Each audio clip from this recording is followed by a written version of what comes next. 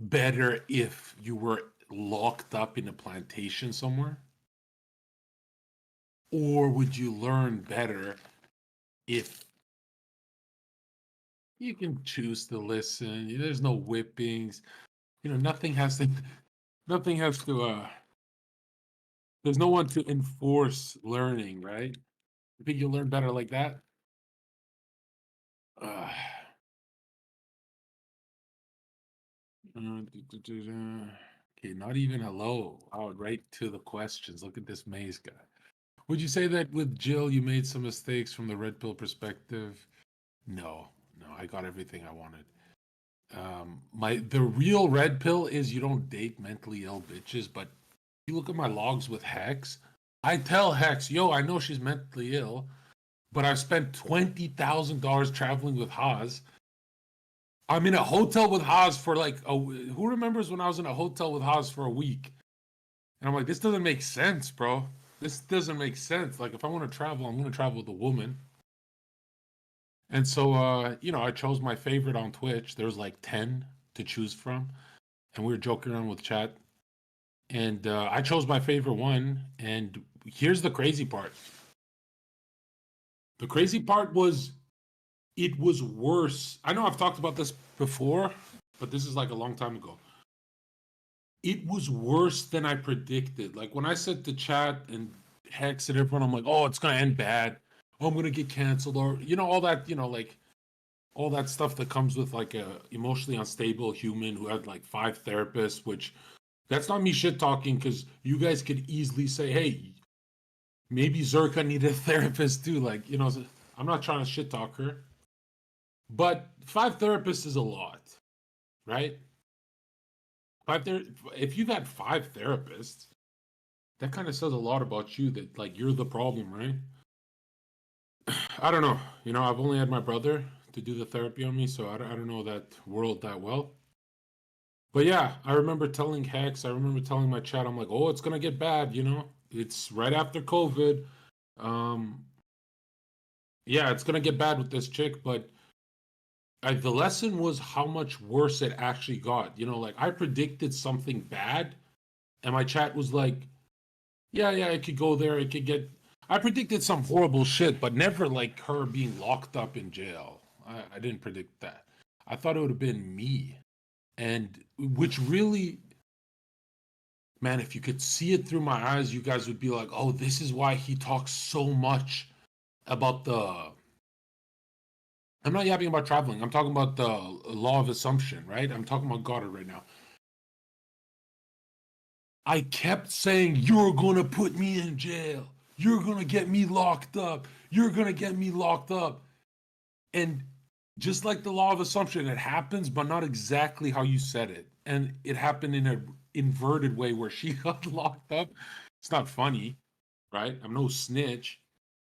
It was an accident. But yeah, when I look at that, I'm like, I go really in depth with the new date IQ I'm going to be dropping, guys. Because I go over all those clips so you guys get to hear the whole inside of it.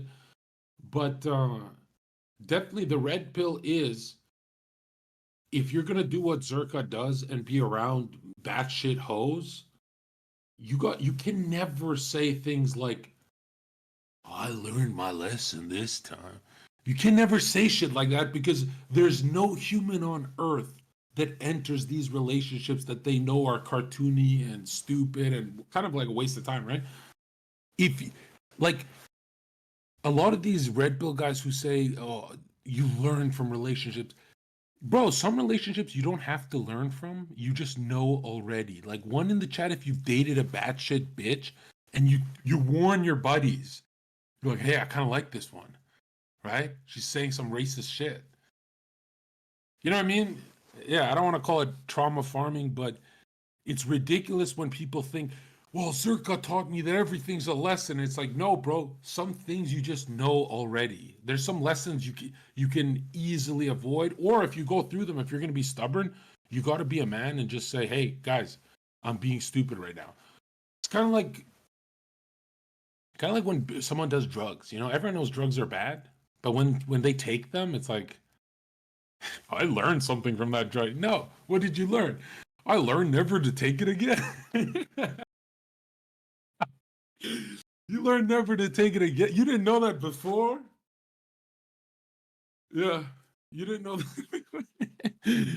Yeah, that's exactly the analogy for that. Hold on. Let me get Red Bulled up because if I'm stuttering like this, it means I'm not.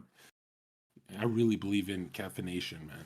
Like, I don't do it every day, but have you ever watched your own footage? Anyone here a content creator or nobody? Have you ever watched your footage with caffeine versus without? And it just sounds like, whoa, this guy got. How the fuck do people listen to me when I'm not like awake? The way you should see these calls is like a TED talk, right? But I'm gonna give you guys 5 fucking hours today. I could cut out 30 minutes and set up more equipment, but fuck equipment, right? This is way cozier. Let's just get it going like this.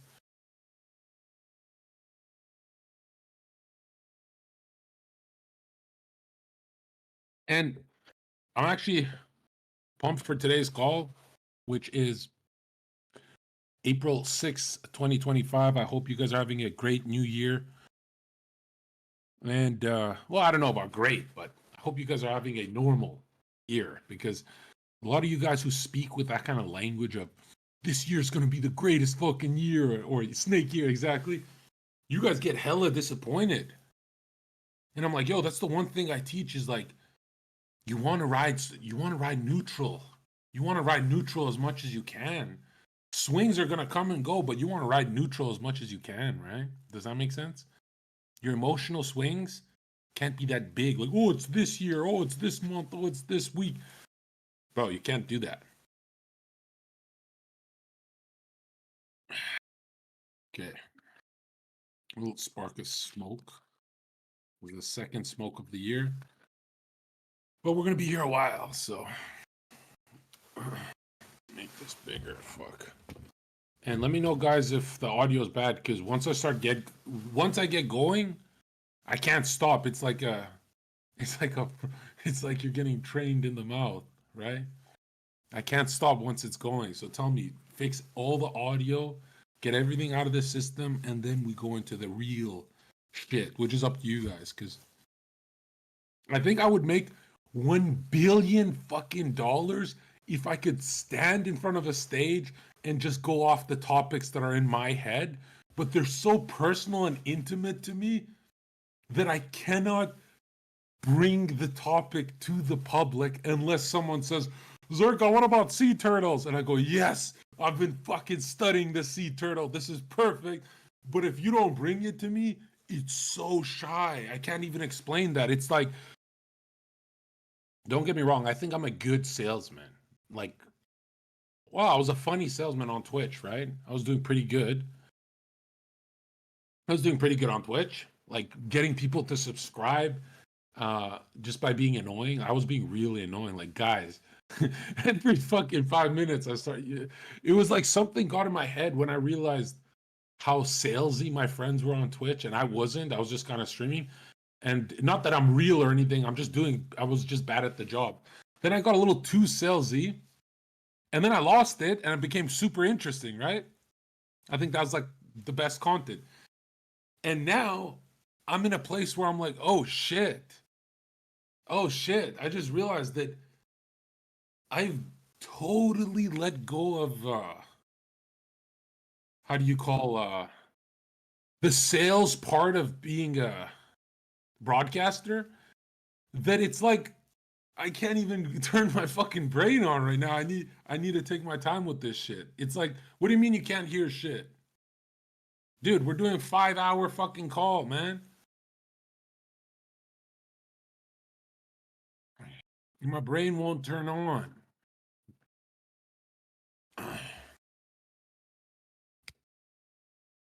Yeah. Okay. How many people we got here? Class is in session. Let's go. Sometimes I think these are the most interesting people on earth because have you noticed?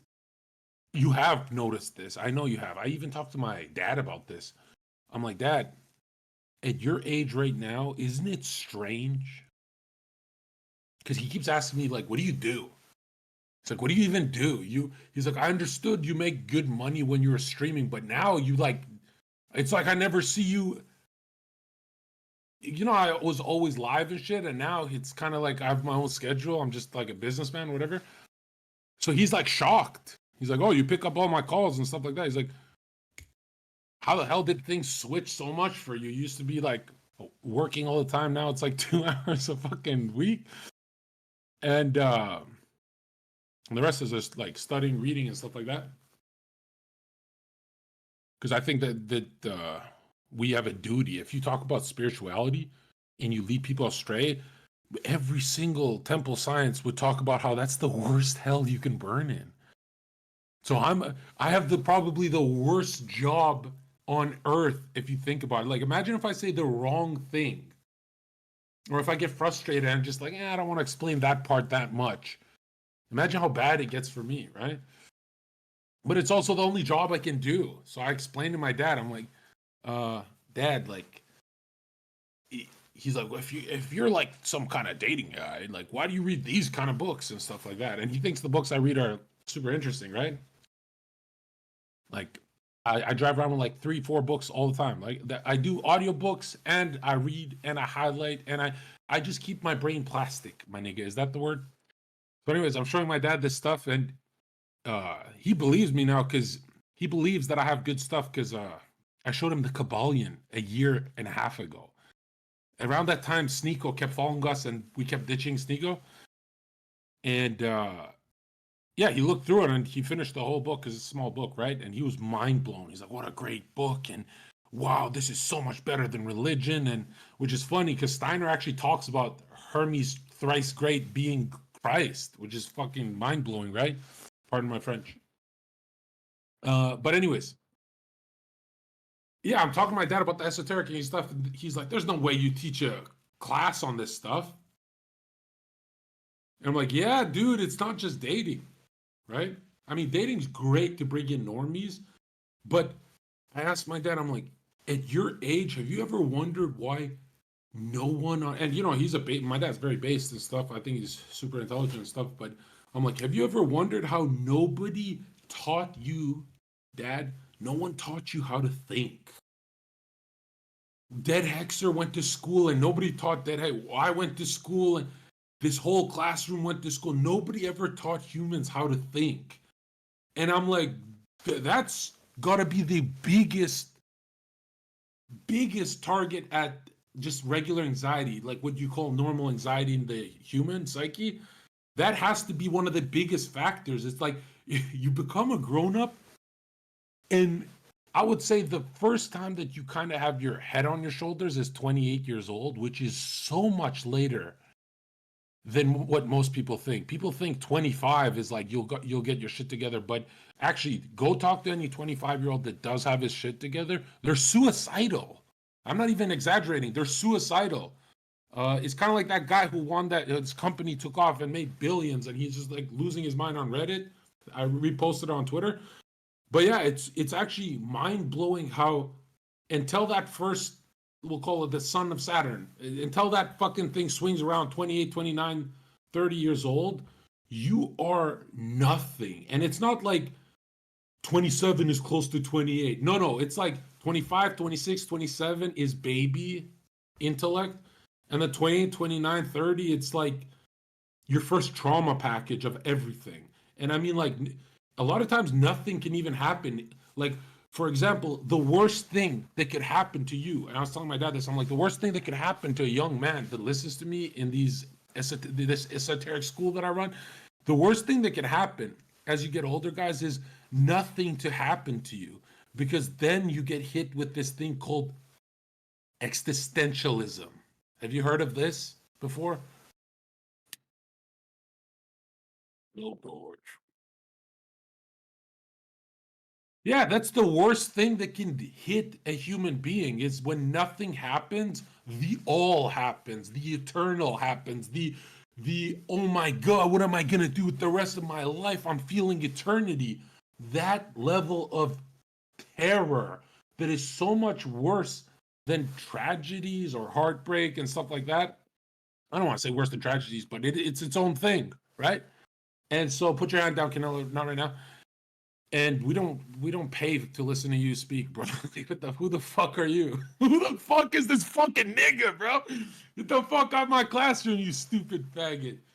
We got a genius here talking. He can only exert 2-3 hours of genius intellect, and now we gotta distract him.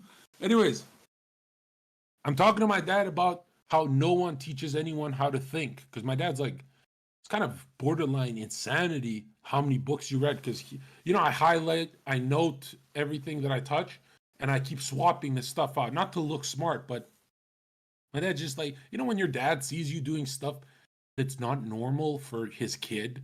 Like, here's the bar kid that goes out drinking and partying and all that. And now he's like speaking very, very differently. And he's telling me that he has a classroom about this kind of stuff, right? Kabbalion type thinking. What the heck? The swing to the left, to the swing to the right. And so I'm like, Dad, isn't it weird how no one taught you how to think? So you probably have to go through a lot of these problems again and again and again. And he's like, well, I was busy with the war and losing family and all that. And I'm like, no, man, you don't get what I'm saying. In ancient schools, the only thing they taught you was how to think. They didn't teach you stuff. They didn't teach you fucking anything besides how to think. And it was such a unique process. Like, everyone gets to the same place with the kind of same tools, but every mind is different, right? Or you could say there's 4 kinds of minds. You could do that Jungian stuff. But I think there's a lot more. And yeah, I was talking to him about that. And I'm like, yeah, it's interesting because there's nothing more rewarding than being an occult scientist in today's day and age, because you pretty much never have to swallow mainstream science again. And I'm not saying we have all the answers, but I'm saying our answers are different from normies, and normies or NPCs or zombies, whatever you want to call them, they cannot get worse in their standing of the world, right? Like, think about being a normie or an NPC. Can you imagine a worse life? I think you'd have to go to a Mexican prison to imagine something darker, right? Like, a normie goes to the bar, gets no chicks, wasted $80, goes home, doesn't get what the fuck happened. He doesn't get that his inner world of pictures is affecting how people see him at the bar. And by the time humans understand this, they're like gray in the hair. And once you're gray in the hair, you don't really have that kind of fire to go after the same stuff. So it kind of builds a shadow. Like, there was a chick who posted a TikTok, and the TikTok, someone just said nigger. Yeah, there's a chick who posted a TikTok, and the TikTok said, living out my 20s because I acted 30 at 20 in my 20s. So now she was like on top of the bar dancing. Do you see that one? And it was just like the ultimate. It had a lot of like people, a lot of engagement farming with that post, right? Whoever posted it, but it was on Twitter. It was a TikTok. It was just like a picture of a woman. Jake, they said the audio's fine, so go fuck yourself. So basically, it's a woman living at her 20s in her 30s because in her 20s she acted 30. She acted, she probably studied. She did everything correct. She went to school, all that.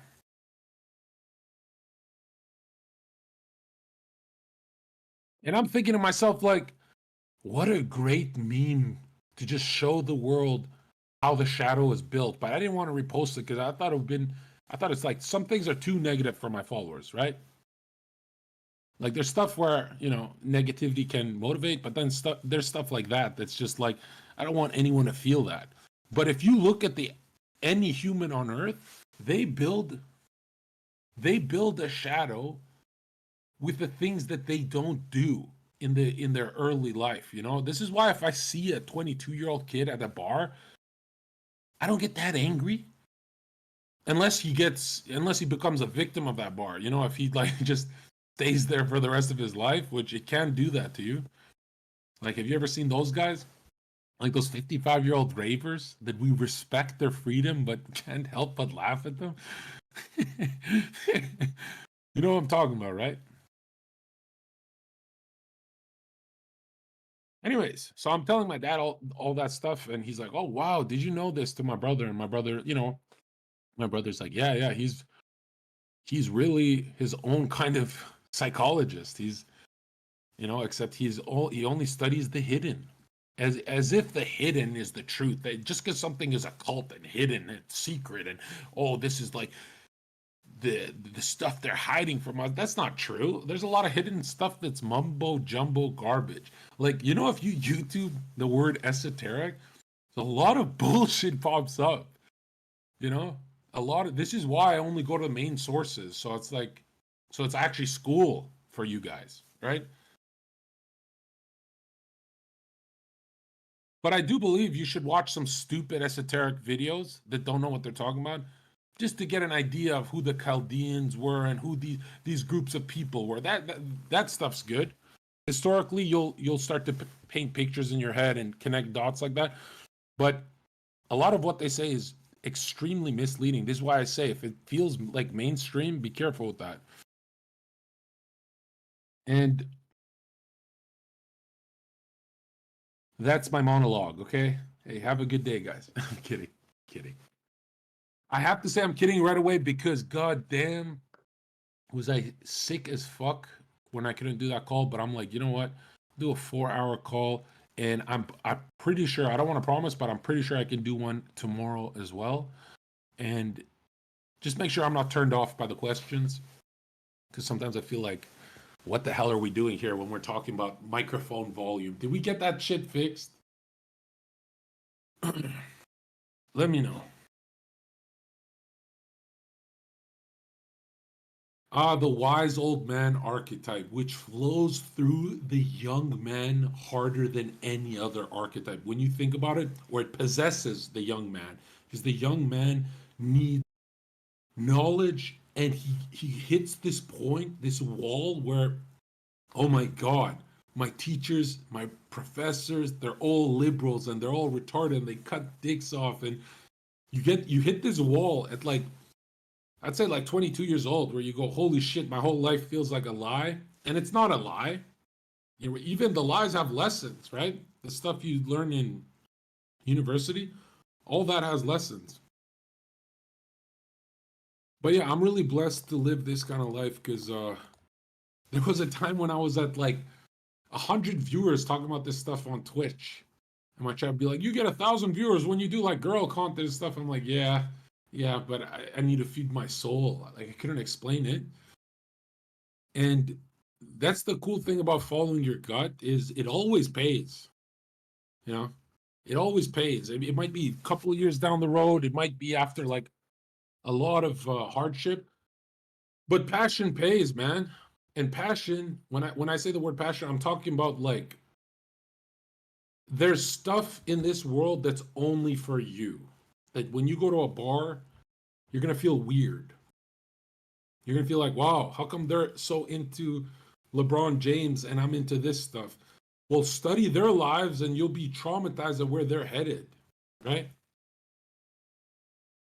But again, all these kind of like inner teachings, these come with some like heavy lessons, man. Big burdens for sure. They're different kind of burdens. But as long as we stay away from smoking weed in the backseat of some of our homies piece of shit whips, and we're just talking about aliens and Joe Rogan, as long as we're running away from that, we will be individuated young men forever, right? We'll be vital forever. So, and it's cool to live up to that name, you know? It's really cool to be that guy on Twitter because there's not that many, like, Nick has his political thing, Myron has his law, law and order thing, and Sneeko has his Islamic thing and stuff. And I remember first starting off with Myron, Sneeko, and Nick, and the chat would always be like, okay, let's hear the esoteric point of view from Zerka. And I'm like, man, it's crazy how I think I know, but I really should be that guy, before not Alex Jones, but what do we call this? Like the next level Alex, the non-Zionist Alex Jones.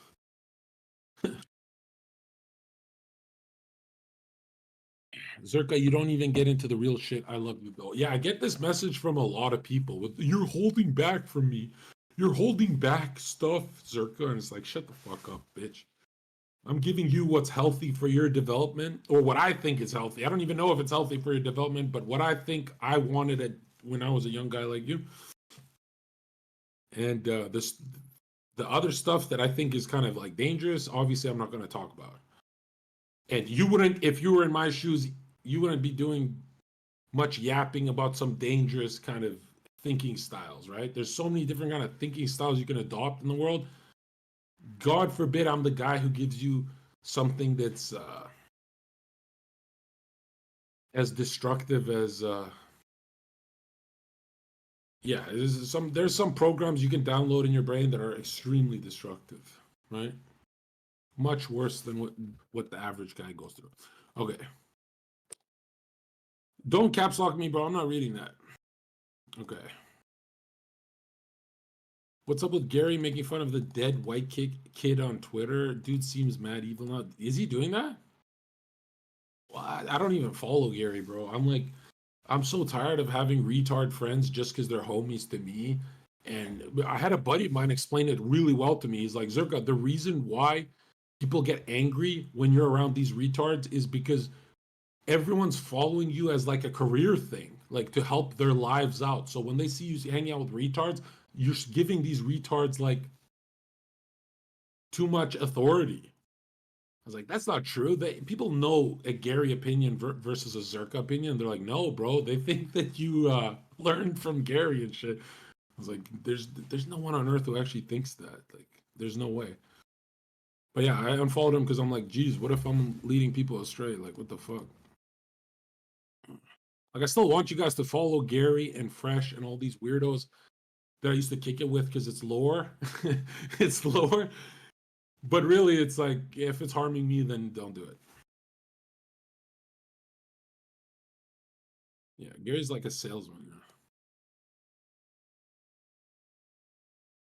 When you said everything is a sales pitch to Gary, I was crying. Yeah, it is. There's some people on earth who don't have um the conscience, right? Like you can tell the days where I don't have a conscience, I'll be away from you guys. The days where I'm kind of more robotic, I'll be away. But there's people like Gary who wake up every day and they have something for you. they have they've got like some advice for you every day of their lives. And it's like, bro, you just gotta pay him money and you just gotta pay the guy money. When I'll stream again, that's a surprise. But guys, we're never done with streaming. Don't worry about that. And it's still early, right? It's still, dude, we have 6 months of sunlight now. Can you explain this further? When an introvert becomes obnoxious, he holds the key to the universe. That's how you jog my memory, bro. I like the Twitter stuff. Okay, so Nito and class, listen to this, okay? Don't be a bald faggot. Listen to me, okay? When I said when an introvert becomes obnoxious, he holds the key to the universe, I'm not saying just him.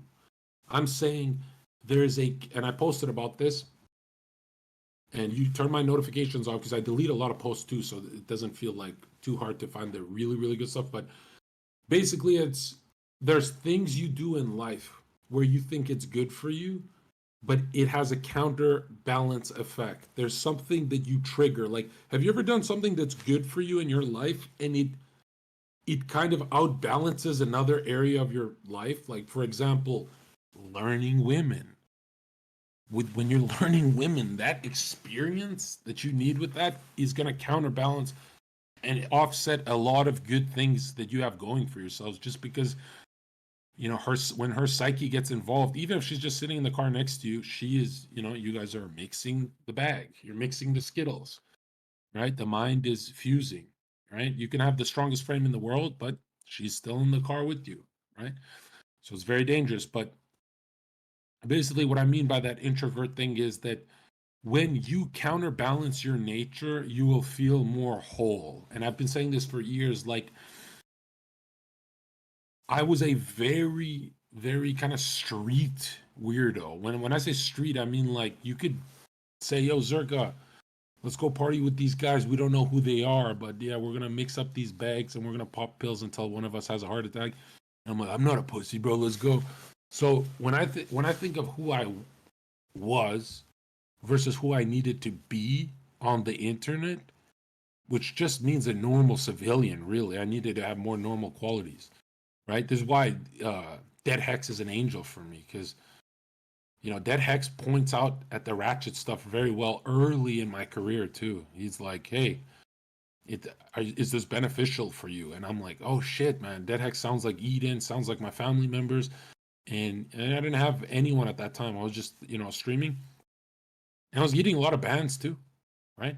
I did not know how to move in the world because I didn't have a civilian bone to my body, and that punished me hard because when you don't make money and you get banned, you get punished hard. Those are some of the nastiest lessons. Like when a man doesn't make money, he starts losing friends and girlfriend and everything just because he's frustrated, not because people snake him, right? So yeah, I really believe that.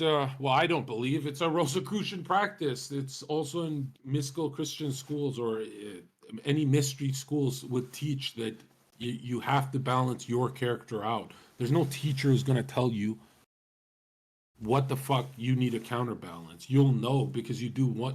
Let's say an introvert. An introvert doesn't go out, so it's so obvious what he has to counterbalance. Now, just because he follows this therapy that I give him doesn't mean things change for him. It doesn't mean everything gets fixed. It means he has to adjust even when he starts becoming more social, and he has to keep balancing that out. And that people are like, does it take months? Does it take years? Does it take my dude? If you ever think of time, you'll go mad. You should see it as the new you always, meaning there's no time limit. You're just the new you, and the introvert must be extroverted. And when you look at cases of introverts who get to talking and networking more, you're looking at Steve Jobs types of characters, you know? Now, I'm not going to lie to you, the beginning's rough. That beginning is rough because if you've ever been around an introvert, first of all, they're smarter than the people they're talking to most of the time, which I don't want them to build like a dark ego about that, but it's true. An introvert's a lot more intelligent, way more. The problem is, we shouldn't base intelligence on information. We should base it on lifestyle too. Like getting what you want is a high form of intelligence. That's why you can talk shit about that stupid fat ass blonde, but that blonde is getting what she wants, right? That's a form of intelligence that you need to write down in a notebook and say, I need that kind of intelligence, that network intelligence, right? Because if you're not getting what you want in life, you can go to these fucking faggot liars who say, just suppress it and build a shadow and just be a Buddhist and the wants don't go away. I can even link you to many, many channels who have become Buddhist monks, and then after 4 years, they can't curb their wants. So they start YouTube channels and pop off with their Buddhist monk uh, kind of channels now. I'm sure you've seen these guys. And it's like, dude, if they killed their desire, how the fuck did they return and desire to have a big YouTube following and now became a regular person again on a schedule? It's because I'm talking to Westerners, right? And you don't have to be in the West to have a Western developed mind, right? There's a lot of people who just spent their time on the internet and have Western type thinking capacity, and that means your desires have to be fulfilled. Even the Eastern minds, they also have that, but they don't become as Wall Street as the Western thinking types. So, yeah, am I saying that hey, once you get the things you want, your life will be all fixed? No, but constantly smashing your goals throughout your lifetime, meaning it never ends, is the skeleton of your lifestyle. If you focus on, I don't need the desire to be happy, but I'm actively going for it, these are the two polarities that are the most important. I link this to the gamer. Have you noticed how anyone play MMOs? Have you noticed how happy the MMO kid is grinding and leveling up his character versus actually getting his third job? He gets the flash jump, the Avenger skills, the all this crazy shit, and now it's like, oh shit, what do I do? I lost my sense of I am. I lost my identity. This sucks. I feel existential dread, right? Same thing with life. That experience bar can never end, and that's not a bad thing. That's not a, it's a snake eating its own tail, but it has to be, right? Now, if you're practicing not wanting, like a passive receptive meditative state, while the other half of the day you're going to work, this is the healthiest shit you can do. You know how rich a human is if he doesn't want something and still gets it? That's, you know how rich that person, that's more than being a billionaire, because the billionaire still wants something. He's being burnt up by that fire. He's being burnt up by that desire. Okay, Red Bull starting. Let's go.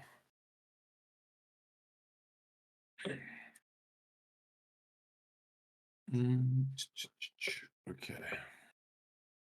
Do you fuck with Monster Energy? I'm not gonna lie, it doesn't taste good. Never had a Monster. I mean, the white one was okay, but I think Red Bull's the only good tasting energy drink. But you know, to tell you the truth, which I have to, or else I burn in my conscience. Red Bull is like literally cancer, bro. It's so bad for you.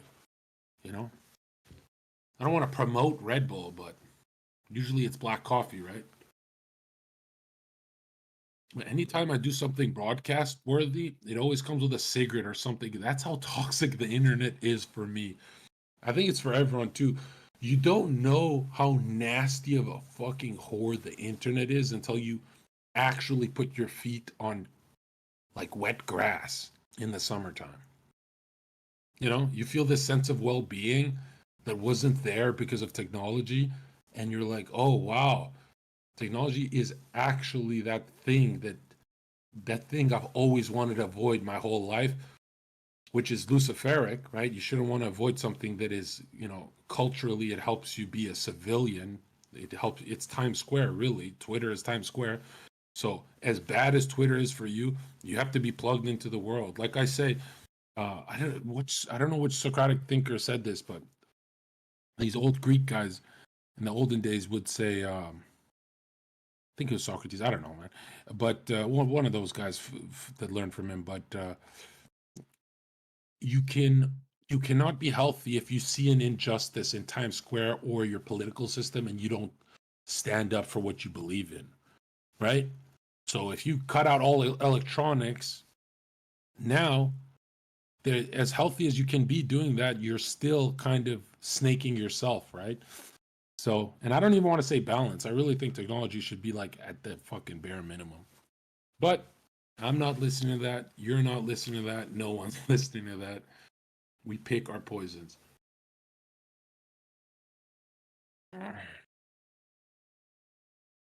Can you expand on the center column technique? Yeah, I can even post links to videos that I like for you guys, and I can just post them on the Discord so we don't waste today's lecture.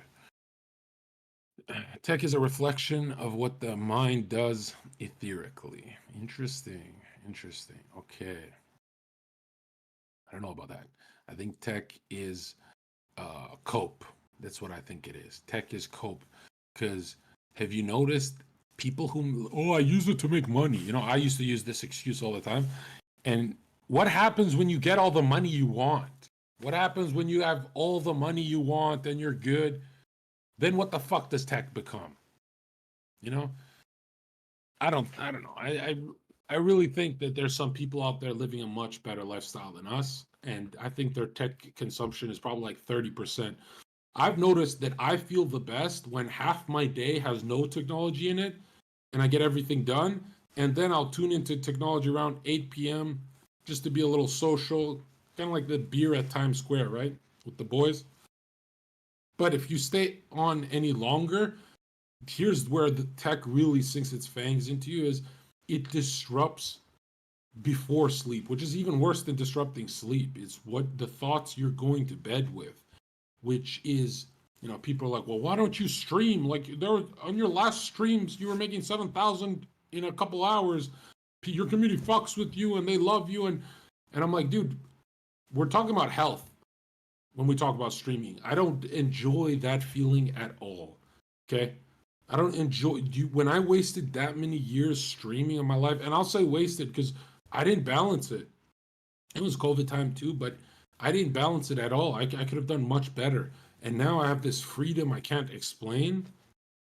And obviously, I'm trading, like, let's be honest, if I just was on a consistent schedule, that's like easily another 450,000 a year, easily. But again, I'm gonna be on here for the rest of my life, so do I really need it now? No. Plus, that's not really how success is seen. You know, if I finish all my books and repackage them, and then I get my book out, then that's $30 fucking million right there. All it has to be is helpful to the world. A soul has to benefit from your book, right? That's how I judge if a book is good or not. I don't give a fuck about the literature or the writing style.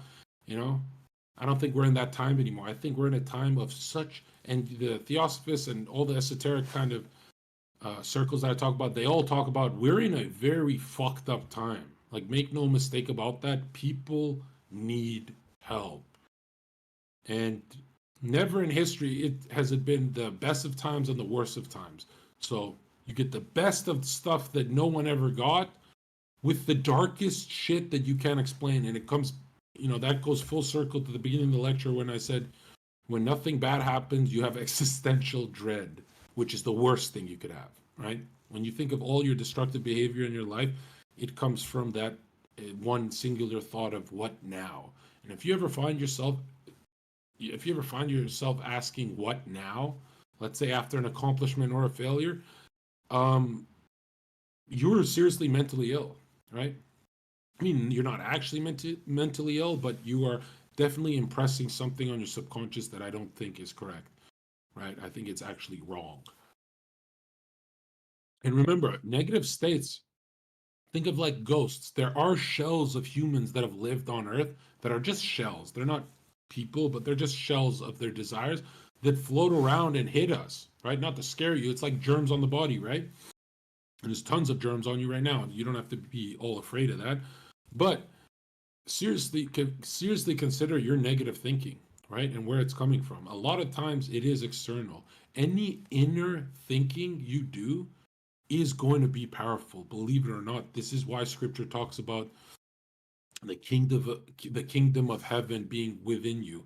And if you really want to understand scripture, every time it says heaven, it's talking about it's like Plato, right? It's talking about the upper, the above, right? Your mind has to be right.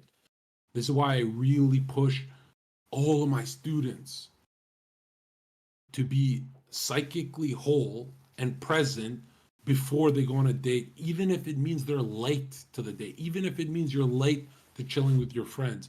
What goes on inside of you has to be adjusted before you go out in the world. This is the best way to live, and the world's still going to throw you curveballs and stuff like that. But like I've said for years, a human, all they want, every YouTube channel on earth talks about what a human wants and gets it wrong. Like, oh, good job. Oh, a wife and kids. Oh, and they all get it wrong. We see people with all those things and they have seriously fucked up lives, or they fuck it up like that Young Don guy, right? Shout out Young Don. But I really think what a human wants is freedom. And I think it's something that we hold on to and we let go of all the time. There's moments of freedoms. There's moments of freedom that inspire us for larger moments, right? And by freedom, what's your definition of freedom? No one can define it. Freedom is being moral to yourself and to the world. But really, if I say self, I'm saying world. This is the world of reflections, right? And you don't have to study the Kabbalists to know this is the world of reflections. Go look at every time you've ever had turmoil in your life, any problems you've had, woman or whatever, it's always you are having a shit day, week, month, and then she is the final straw of it. It's never just her bringing bullshit into your world. It's you. There's something turning in your stomach. There's an inner world of pictures harming you, harmful pictures that are making you fight with everyone around you, Or a lot of times, what's the opposite of fighting is to not show up, pussy out from the world, right? Just say peace and, stay in your room. Okay. What's the next questions? What's the next questions? All right, and what's my uptime?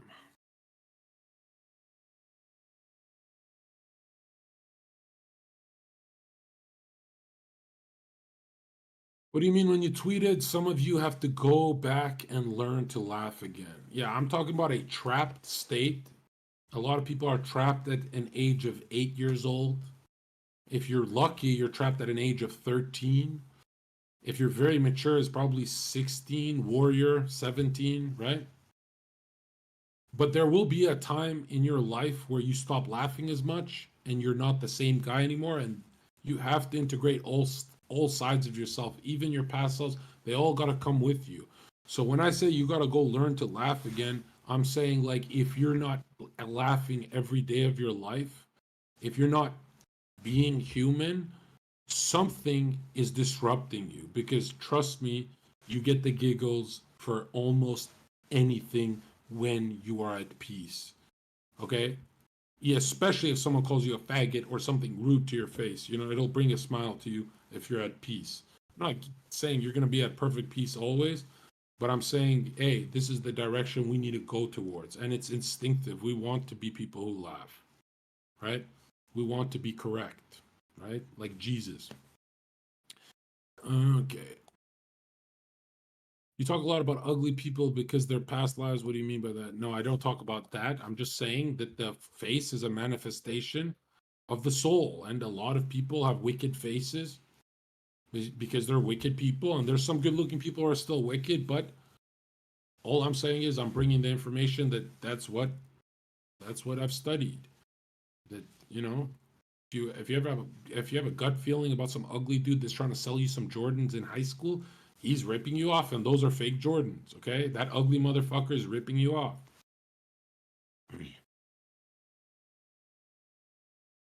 Yeah, yeah. I think intuitive thinking is probably the only goal here, right? When we think of how we want to move in the world, we want to be intuitive with everything, really, right? That is the philosophy of freedom, is intuitive thinking. And it's interesting. How do you be intuitive? Well, you know it when you're doing it. Have you noticed that? If you're having a good day, you go, yeah, this is day I was just very on top of my shit. Have you noticed that? This is why I recommend people take notes, man. You have to study the self. You don't just self contemplate, you study yourself. When you're having a good day, good week, you study what's making it good and what's making the day and the week good. And it's usually you can't find it. You're like, well, this thing happened to me, but I don't know if it's because of this thing. And then you go, oh shit, Zerko's right. It's my inner world of pictures was healthier. It has nothing to do with the external. But Zerka keeps telling me about this inner world of pictures. When is it going to be the external? Never. That's the whole point. It's never going to be external. And a lot of you guys are going to come to my age. You guys are going to turn 30 and actually be shocked at, oh, wow, I have this much data to look back in every year of my life and cataloged on my galleries and my Snapchats. And you're right about that. And what are we trying to be right about? Is confidence building, because when we start off our morning, we kind of start off in a dazed state that needs to be recollected, right? This is why I think the most important part of the day, especially if you're very dark in your thinking or you can go to some interesting places like me, I think the most important part of the day will always be your ritual. It'll always be your spiritual practice in the morning. And a lot of people replace that for a gym workout, which is horrible if you think about it. You're turning your body on before you turn your brain on. That's what you're doing? Is that smart?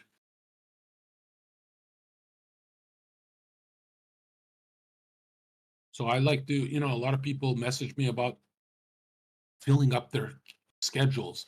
And I'm like, you guys got to delete a bunch of things, because if your first hour is starting your brain and your second hour is your gym workout, what could go wrong after that? You know, I did break it down on Twitter. as a three-part soul of thinking, feeling, and willing. So I do like that there should be some study to the end of your day. But I'm telling you, if you can start your brain and then start your body, you will see what I'm saying by intuitive mode. How do you start your day, brain? What's your route? Well, for the longest time, I was on and off, but the last year and a half, every day of my life has been. I always start with 20 minutes, like I said on Twitter, 20 minutes of passive meditation. And that means thinking about nothing. Some days it's harder than others, obviously. But you'll get, I think the healthiest way, because I hate people who try and teach this kind of stuff. It's something you experience, it's not something you teach. But this is a great lesson I got from my mentor, is the first 2 months back in the day, or let's say you're starting today, you set a timer, which really actually destroys the meditation session, because you're kind of thinking about, has it been 20 minutes? When is that timer? Which kind of kills the whole purpose, right? It steals all the fruit. But why I put a timer for any newcomer to this kind of lifestyle is you get the discipline the first month with the timer. Now 20 minutes is easy for you. Now starts the real process without a timer. And without a timer is when you're going to feel your rhythmic breathing turn into stone, or the philosopher's stone for moments will embrace you. It'll feel like a warm shower. And you're going to be like, whoa, I haven't breathed and I haven't taken a breath in like fucking 40 seconds and I don't need oxygen. What? I've never been in a state so calm in my life.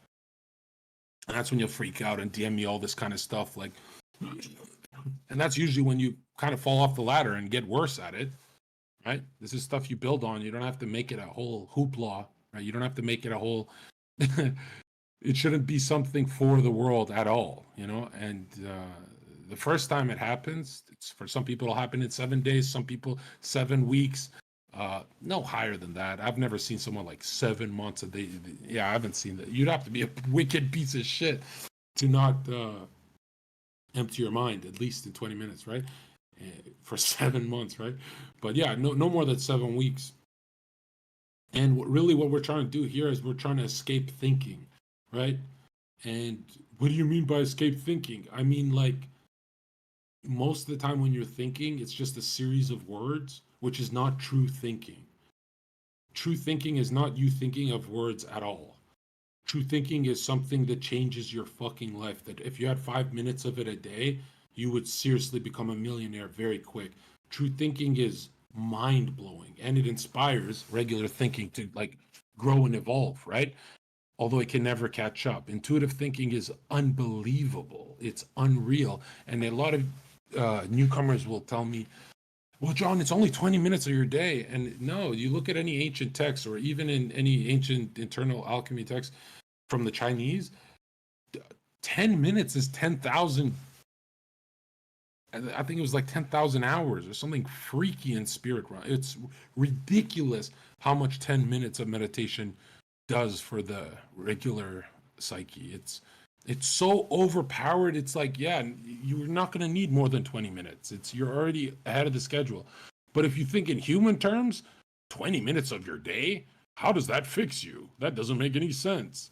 And no, you're never going to change the state you're in if you don't go to zero. And I'm telling you right now, the strongest prayer will come after meditation. Mark my words on that. The best prayer, the most clear.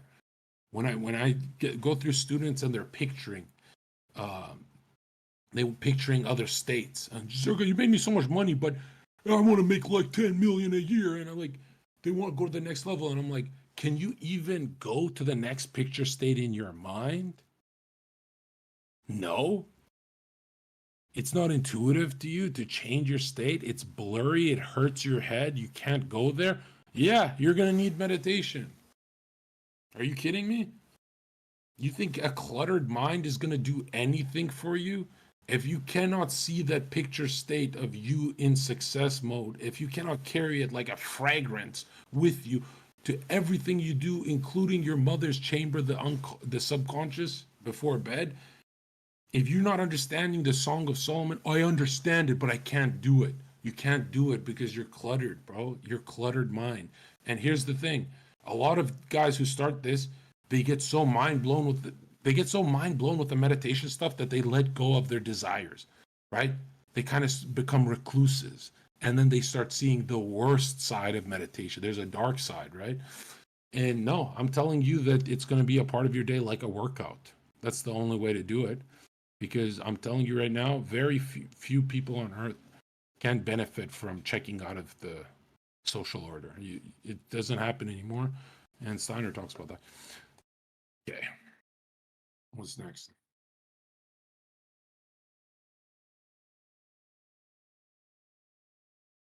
Who is your mentor? He's nobody. Don't worry about that. My first mentor was a drug dealer. I talked about him years ago, but he did teach me some interesting stuff. His name is Mo. He was a Saudi. Um, but he was the first person to ever poke in my head. Who he pretty much poked the bear. You know, he pretty much said, nobody teaches how to think. Nobody. He's like some Sufi kind of guy, right? He's like, nobody teaches you how to think. He's not a Sufi. I'm just saying that, that's what he reminds me of.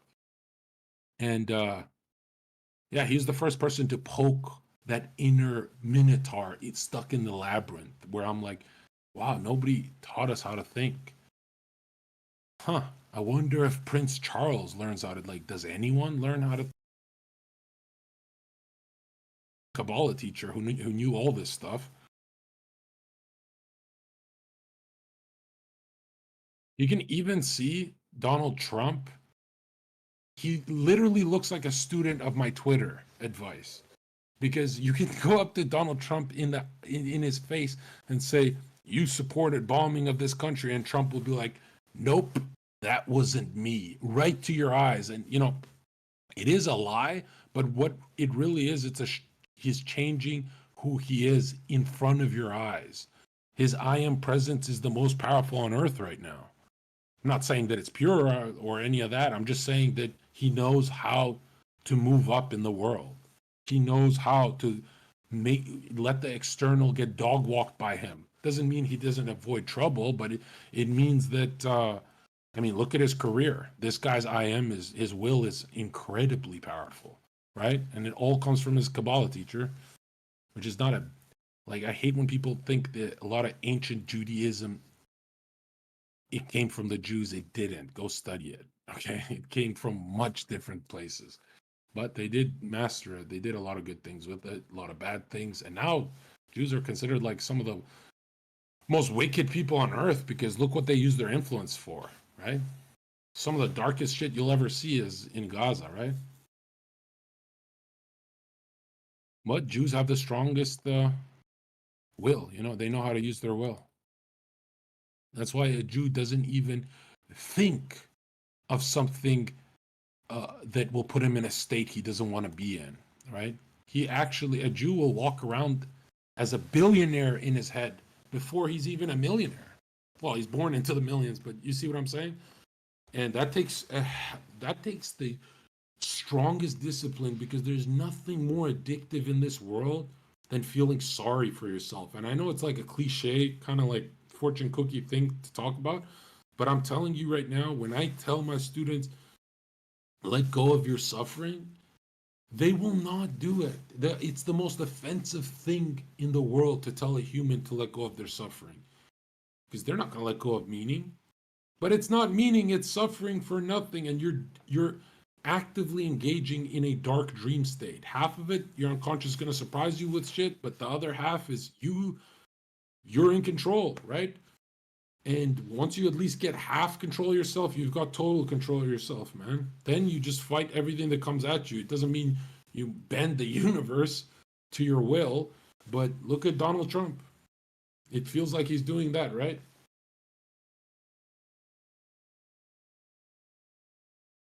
This is why that wicked Serbian lady, Marina Abramovic, said Trump is a powerful magician, because to be a magician is to transform things, right? And how do you transform the external? You transform self. And that's really what magneticism is about, is changing self, the state of self, which is way, way trickier to think about than changing the world. Like, you know, if I say go change the world, you'll kind of have a game plan. But if I say change yourself, you'll be like, I know I've done it before. You know, I'm 25, I'm doing good, I've done this before, but I kind of can't get the hang of it. And maybe if I just pay Zerka to teach me, and it's like, Zerka's gonna teach you about your own mind, right? Like, I understand the imagination is not yours, it's the imagination that we all share, like all is mind, I get it. But at the end of the day, your little neuroses and your personal problems are kind of different from mine, or different how you deal with them. And so you're really practicing self, like who you are, until you die, until you get the hang of it. So if I ever came up to you and said, hey, give me $10,000 and I'll teach you this stuff, it's fraud, it's evil. It's probably the fastest way to become a billionaire. There's been a lot of evil people who have done that, but I think they get punished the worst, man. I really do.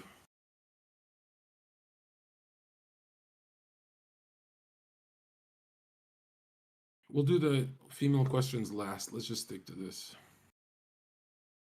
Yeah, walk. We're not going to talk about Earth shape. Okay, guys, hit your questions now.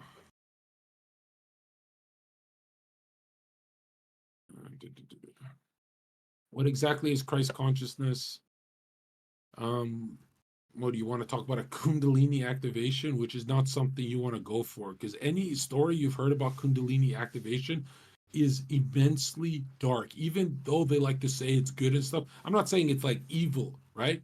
But I'm saying they're ripping off the petals of their heart chakra way too quickly. It's supposed to be done one petal at a time as you go through life, right? 6 of the petals have already been developed. That's what Steiner talks about. And then you have another 6 that you do here. But it's a slow, gradual process, and it's a moral process of you becoming a better person, or else it's going to get very freaky for you. Very freaky.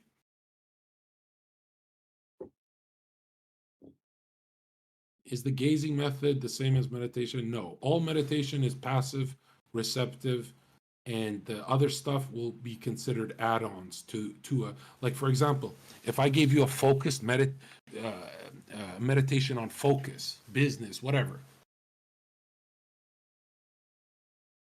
and you focus on something I tell you to focus on, no, not unless you're at zero, at a passive state. Not unless, if you don't take out the garbage from your mind, you cannot do any kind of focus practices. And the focus practices are really 10, 15 minutes at the most, but you'll be carrying them on throughout your day. So it's an all day practice, but the active part will be very short. But again, 90% of the benefit from meditation will be in a passive state, where in a non-thinking state, right? Because you want to go back to being intuitive every day of your life. And it'd be a lot easier if you were in the woods without technology. However, it wouldn't curb your desires. Like, many people are failing at that miserably. And Steiner talked about that. Even in the 1900s, that was wrong, right? So I like Steiner's advice because it's really catered towards us. That's why he says in his writings, the stuff I'm teaching is about, everything I'm teaching is for the turn of the century. It's not for the students now, it's for the future. Although he had his own esoteric, hidden school. Okay. Is sun moon gazing legit?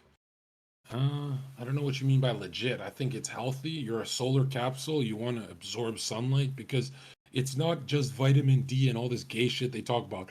A beaver can only, like Steiner says, a beaver can only build the dam. How does a beaver even know how to build a dam? Oh, it's instinct. No, it's not. He gets out of the water, absorbs sunlight.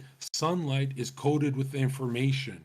That's why a lot of you guys hit some realizations in nature that you wouldn't hit at home. Sunlight is giving you information. That's why in ancient times, when they were more clairvoyant, or even medieval times, when we were started actively losing it for our I am presence, they would draw the sun with a face on it. correct? They would draw the moon with a face because they literally communicated with these things, right? And you got to remember this: most of the good things that happen to you in your life, the late great Dr. Robert Gilbert talked about this too. Most of the great things that happen in your life are spiritual gifts from literal angels. And if you don't know what an angel is, there's a mineral component to life that's alive, like rocks are vibrating, they're alive. There's a vegetative component, then there's the animal component, then there's the man, the crown of creation, right? And then on top of man will be angels. And angels are really inverted beings, but not like the dark beings. They're inverted beings that can only give. An angel cannot take they cannot do anything but give gifts and spiritual benefit to you, which is mind blowing that this has been lost in Christianity when angels were a huge part of the Christian system, a part of the Christian mysteries. And in the Greek times, they would be called gods. Even Steiner refers to them as gods, as that's the mythopoetic language that they use, but it's really angels. He even goes over that. And yeah, a lot of spiritual gifts come from angels. A lot of the gifts you want but you don't get, you're actually blocking out this information, right? But it's trying to get to you. And now, what is an angel? Basically, when they purify their karmas and passions on earth, they burn up, right? Because these are fires in you. I need this, I need that. When they overcome these passions, these saints, they burn up into angels and they actually become a part of one system. This is why they would say there's many eyeballs on an angel in, let's say, Ezekiel's vision or whatever. But why is it saying many eyeballs? It's because it's a group soul of groups of people. If you don't know what a group soul is, think of a folk soul. Have you ever heard of the MAGA movement? That's a folk soul. Have you ever heard of like racism? That's a folk soul. It's one race, one soul over another. And we're all linked to these souls, which is super interesting. And the first level is angels, then archai, archangelo, all that stuff. The angelos, or angels meaning angles of light. But yeah, they're all around us to guide us on our evolution because we're in a fallen state and we keep evolving. This is why bodybuilders are getting so jacked. Technology is just leveling up, right? We're relearning all this stuff. Okay.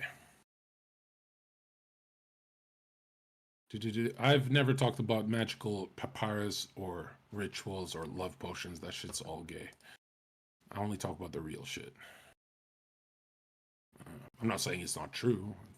Okay, I know Cleopatra knew her shit.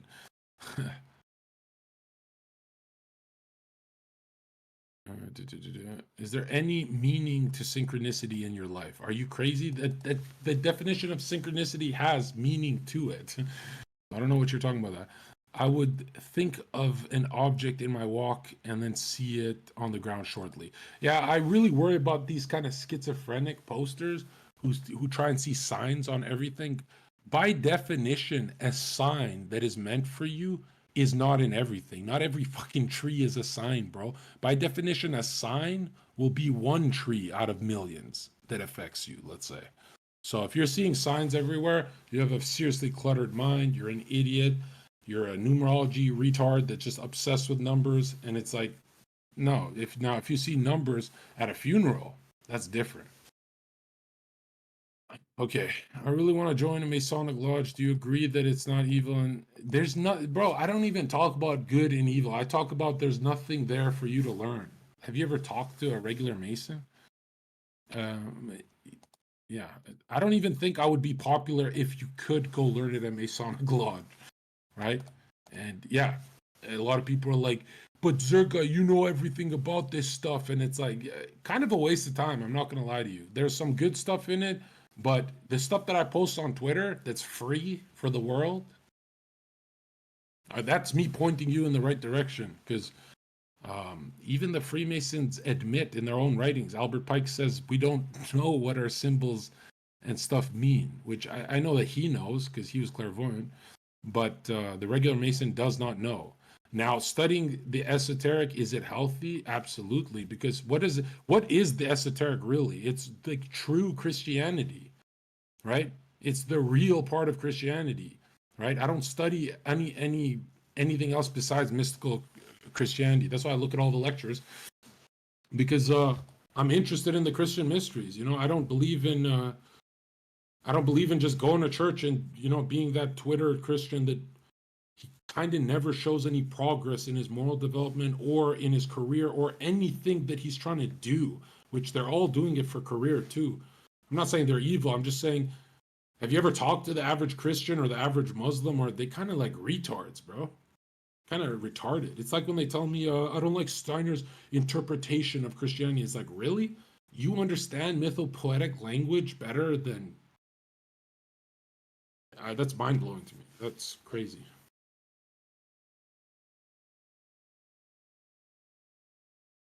This guy says he's box breathing right now. What the fuck? Okay, none of your meditative spiritual work should be done in a group like this. It should be done alone. Okay, and then after a year, you can get a mentor. But I really think we live in an age that Steiner talked about. It's called self-initiation, that everyone's on their own path and they got to do it themselves. But eventually, everyone needs a mentor 100%. And that's the tricky part is feel like there's like 10 groups on earth left that know what they're talking about. And you're going to be shocked when you join these groups because they don't know anything about Steiner or anything that I talk about, but they do, it does align. You know, if you study what receptive meditation brings you and what these teachers have experienced, it's like identical. Uh, Again, I don't want you guys to go through traumatic experience like me, traumatic experiences like I went through. Uh, so yeah, so I point you guys to like kind of the hardest way of doing it, which is being a very moral, good human being, right?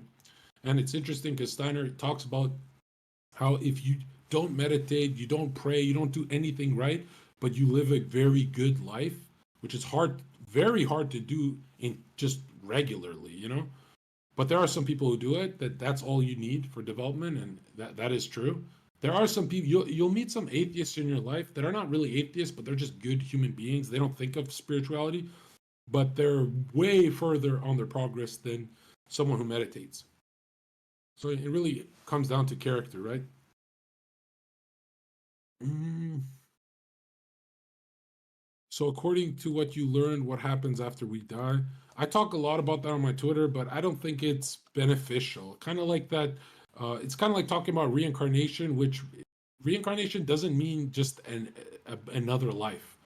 It happens in a different way. It's a different type of reoccurrence, and a lot of times it'll happen in a state of unbornness that no channel on earth talks about, which is kind of scary that no one talks about unbornness. Like when we say rest in peace, what are we really saying?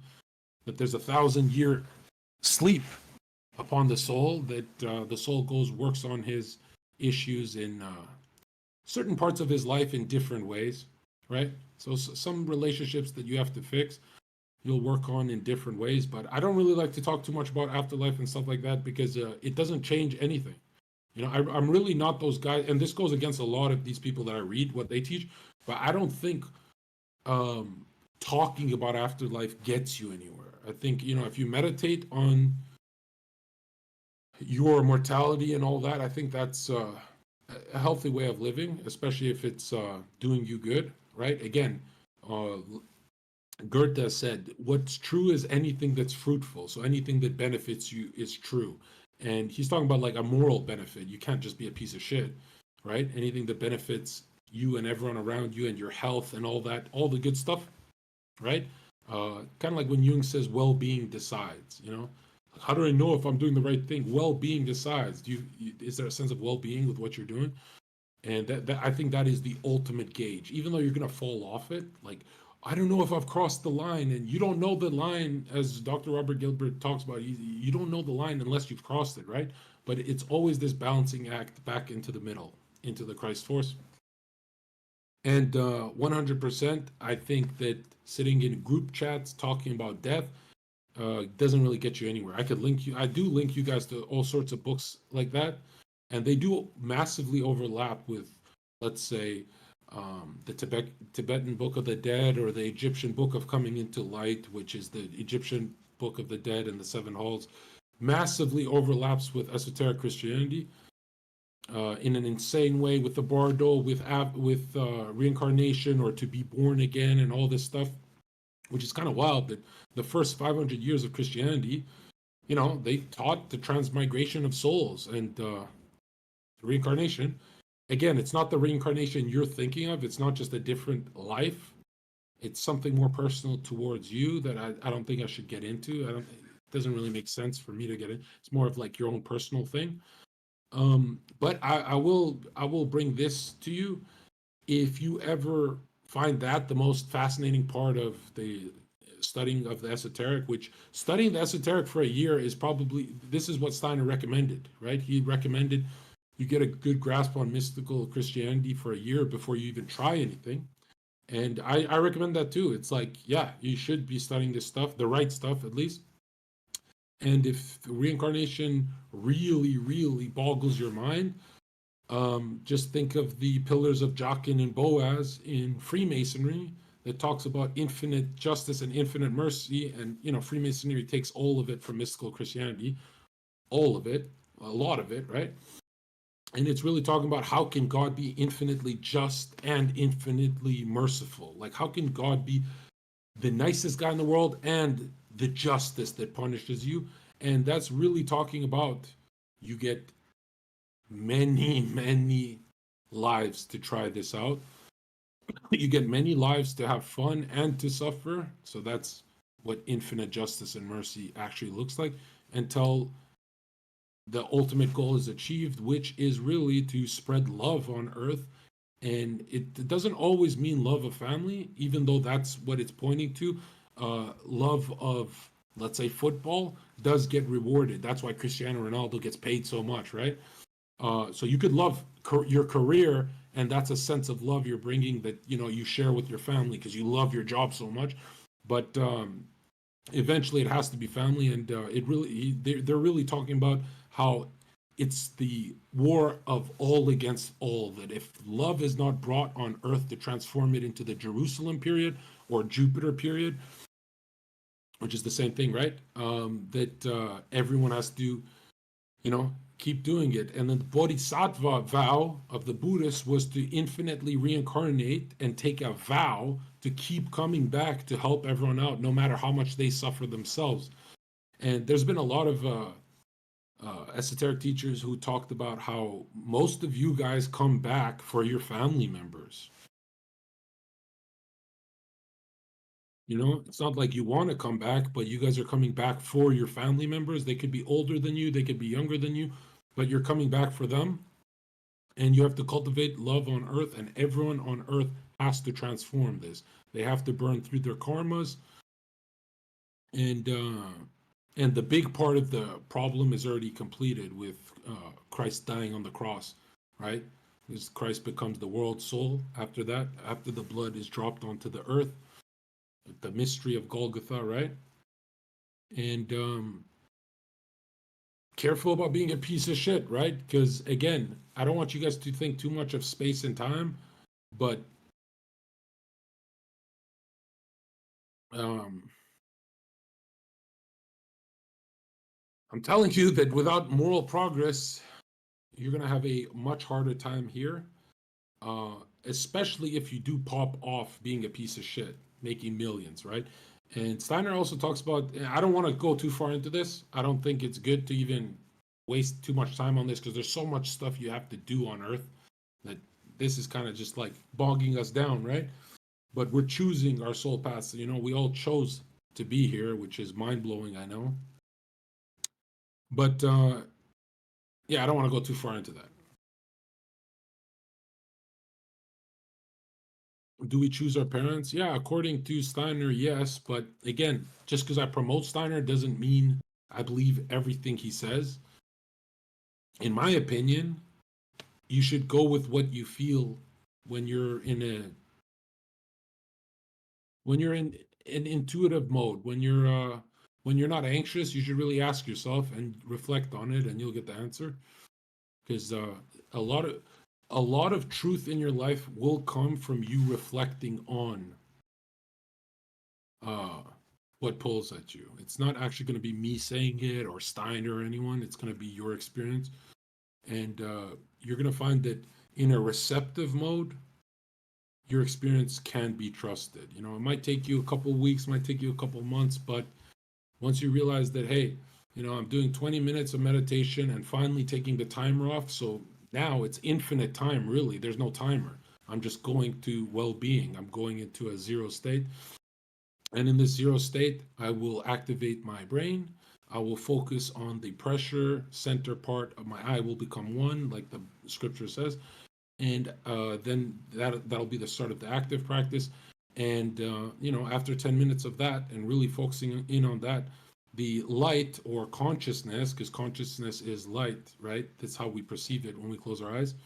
Uh, we're going to obviously, like I said, I had made a couple of posts on this, on focusing on that third eye becoming a ball of light, warm ball that covers your head. Then it becomes a baseball, you know, ping pong ball, baseball. Then it engulfs your head. Then it shines up the whole room, and now you have a whole head that's glowing, illuminated thinking, and really you're going to feel cerebral spinal fluid gushing into the middle center part of your focus, because where attention goes, your power goes. That's what all of your power comes with attention. This is why people say believe in yourself or believe in this or believe. It's attention is what they want, right? It leads everyone. And the more you focus your attention on that, you will feel that tender in between spot of your eyes germinate, grow until it is a big ball of light, kind of like the saints with the illuminated thinking in the, you know, Da Vinci style art, which was actually a real phenomenon. And well, theirs was higher level with the upper. There's an energy center above the head, uh, so theirs is much higher level. But this is just to get your day started, right?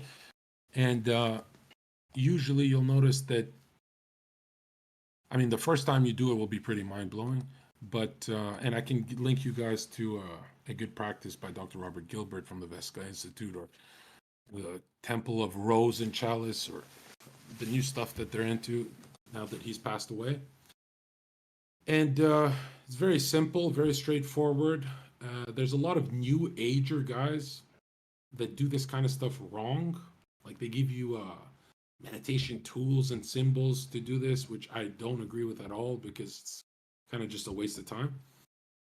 But you are going to notice that after a receptive 20 minutes and then an active 20 minutes, you are going to see things bubble up in your meditation up to the front of your consciousness. And these are very important, because if you've ever noticed in your life, what activates you is picture consciousness or fourth dimensional thinking, which means there's a picture that activates. Maybe it's a trauma, maybe it's whatever, but it will float up to the top of your eyes and you'll see it, and then it will possess you into doing something great or something stupid, right? This is why at a zero state, it'll always be something great. You won't be, you know, running like a chicken with your head cut off. You'll have illuminated thinking.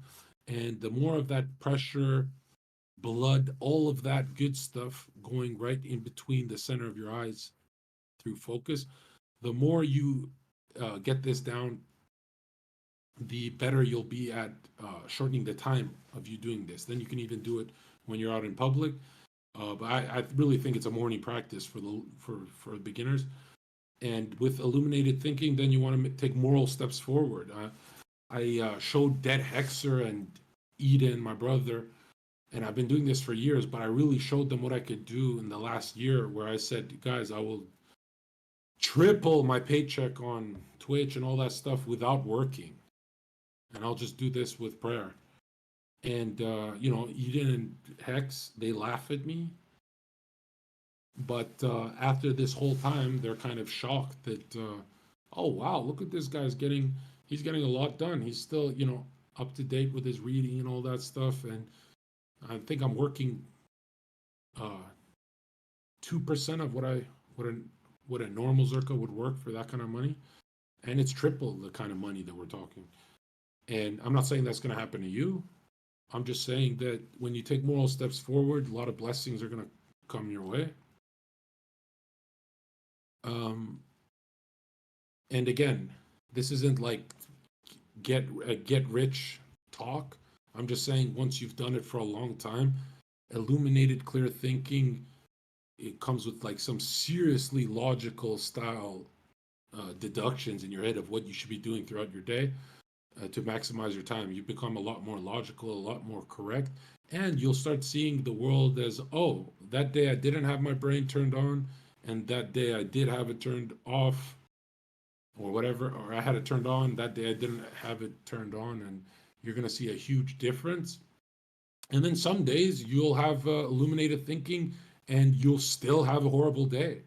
And a lot of these esoteric teachers online, I feel like they're scam artists because they don't tell you that it's not always correct. There's some days where there's some seriously heavy drainage in between your eyes where you just cannot think correct, you cannot do correct.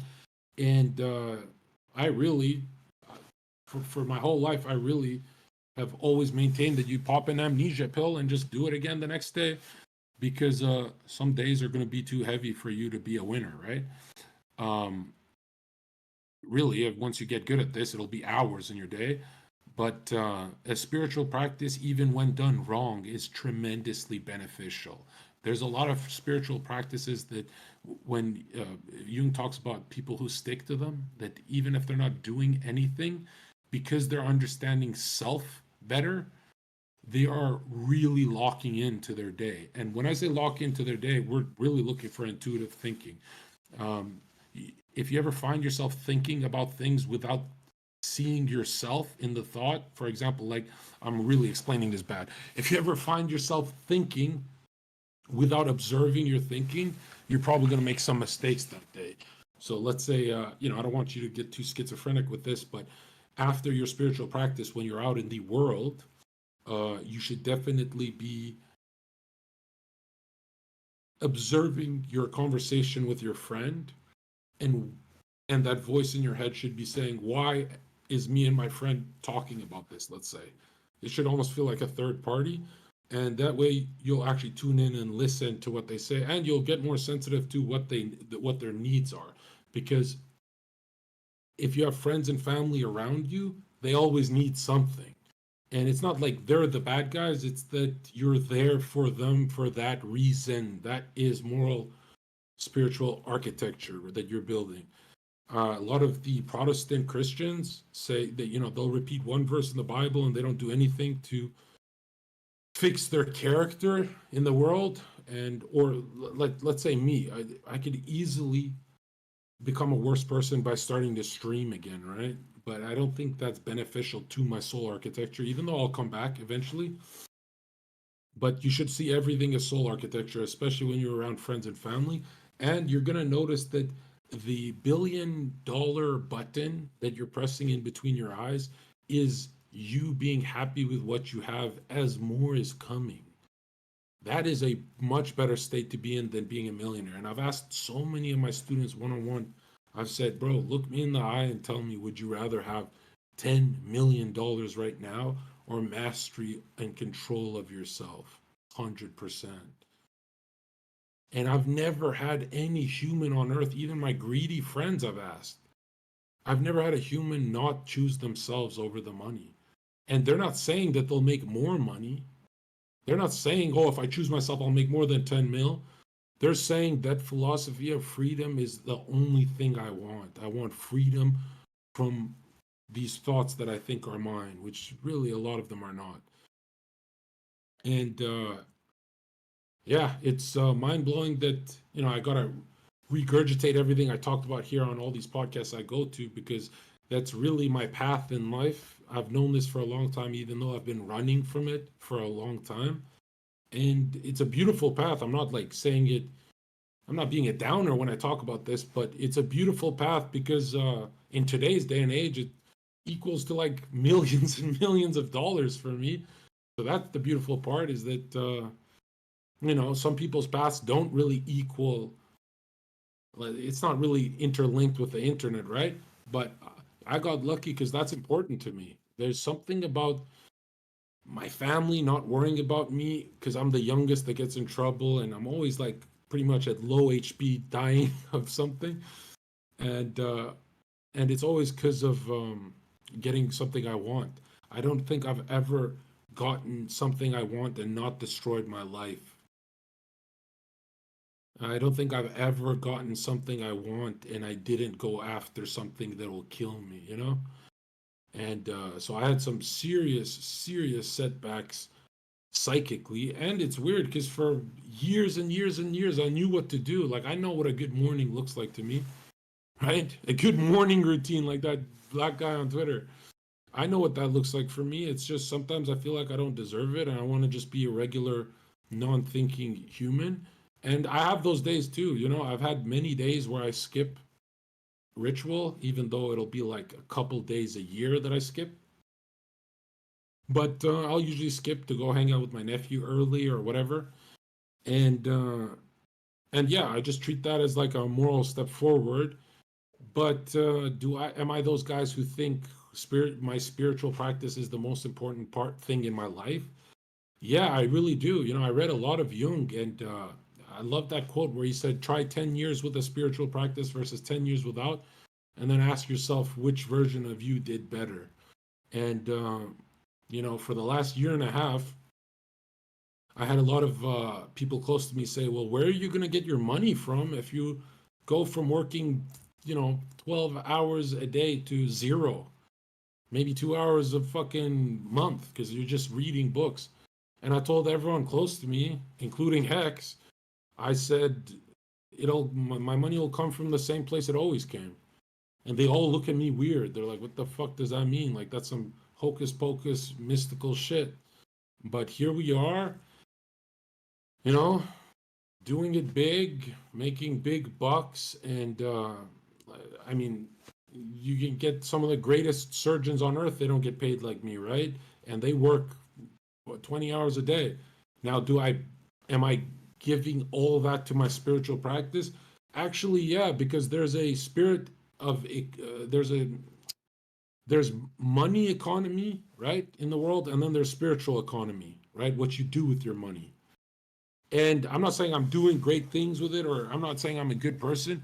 I'm just saying oh, why'd my screen go black?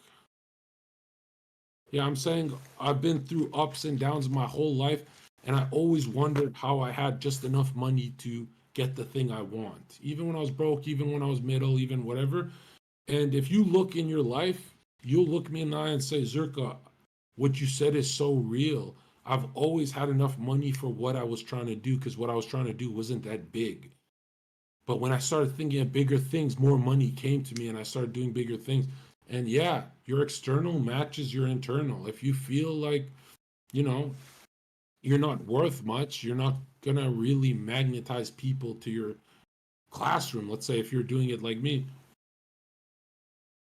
Again, that is, pardon my French, I don't mean to curse, but not giving a fuck is my most powerful spiritual state because a millionaire doesn't give a fuck. And I knew this even before I felt money, right? And I would always do it wrong. When I was a young guy, I would do it on drugs. I used to tell my child how I'd lock myself in a bathroom and go into visionary states. I'm not saying a visionary state like some occultist. I'm saying like imagining what I want. And I had the music on, and it was usually chicks and me making them laugh. And I'd spend like 2 hours high as fuck, and I'd smoke weed, and I'd get into a very altered state. And it wasn't really good. It didn't get me anywhere. Like, I wasted a lot of years of my life doing that. But I always got the chicks I wanted at the club because I saw them laugh in my vision before I went to the club. And I would always see them a week before I saw them in person, right? And I didn't even know the chicks, right? I just saw their hair colors and stuff. And then in the club, the ones with the matching hair colors, I always knew that, hey, that's my inner world of pictures.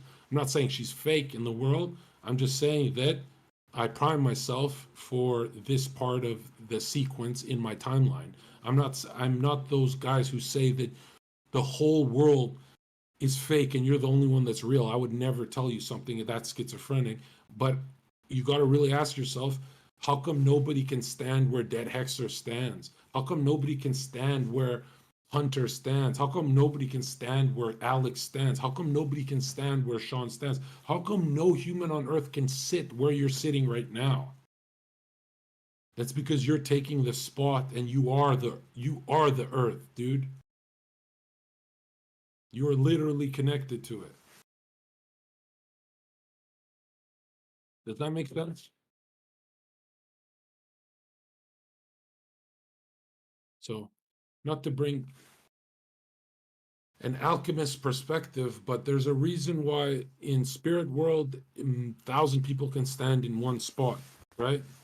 But on earth, nobody can stand where you're standing because you're taking up that space. But what space are you taking up in the world? Like, ask yourself, how can you take up that space unless you are the world? You're not a piece of the world. You are the world. This is why if you do harm to others, it's going to come back to you. Maybe not now, but definitely within 10 years. And because it comes back so late, maybe you say you got away with it, but you didn't, because in 10 years something hits you and you go, God damn, I didn't link the two because it's been so long. But it's a mathematical law of karma. It'll come back to you. A lot of esoteric people talk about the next life coming at you, but and that's how the fairness is defined. But really, don't ever think of space and time, right? The past and the future is happening now. Focus on the moment. It'll be as big as your life on Earth, and that's your job, is to expand it. Okay, any questions? Circa, can you talk more about practical visualization methods or imagination techniques that we can directly apply, like ritualistic walks or breathing techniques? Yeah, exactly. Just like a fragrance you wear, you are the state. So if you're in a state of being a broke person, not to like piss you off, but that state doesn't get paid. Now, what do I mean by state? In scripture, it talks about the many mansions, right? And you walk through these mansions and think of imagination being your clairvoyant capacity. Mine's very strong. I'm born in a good star circuit. Yours might have to be developed, but everyone can do this, right? They all talk about everyone can do this. Your strengths are going to be different from mine, but step one will always be you shouldn't ever be out in the world. You shouldn't even be in your room not thinking from the correct I am, your correct state. So, for example, never think of the end, you making a bunch of money and stuff, but think from the end, you driving the nice car and da da da da. And you walk with that throughout your whole day, and you'll notice you start to walk more upright, more straight. Now, when you're being a moral person, you have nothing to worry about, but you can adopt a state that harms you and it brings you money. That's not something you want, right? But this is what Jesus meant when he said, you cast your net to the right side to catch fish. He's talking about your goals, your ambitions, your aspirations, and the right side of your brain. Like everyone knows this, but the whole, a lot of people ask me why do you love the Old Testament so much? Because it's structured so well for you to, and I'm going to make videos on this, don't worry, but it's structured so well for you to see how the mind works, right? The stories with Isaac, Jacob, all that, they're all stories about how the mind works that actually happened on Earth too. I know the Goddard crowd doesn't know about that. They don't study Steiner and stuff like that, and I guess they don't need to see the engineering of the world. But that inner world of pictorial consciousness or fourth dimensional thinking, 4D literally means back to 2D. That's why when you imagine something, you see a picture, you don't see a fucking movie.